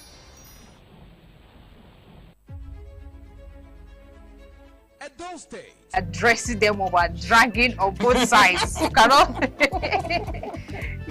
breathe. And these women would stay in those events for hours just to keep up with that beauty trend. Is that healthy? That's not healthy. I am Patricia Uremu Gabriels, and we're reaching you live from our Lagos Network studio. Of course, Women in Conversation is a program designed for women to discuss about themselves.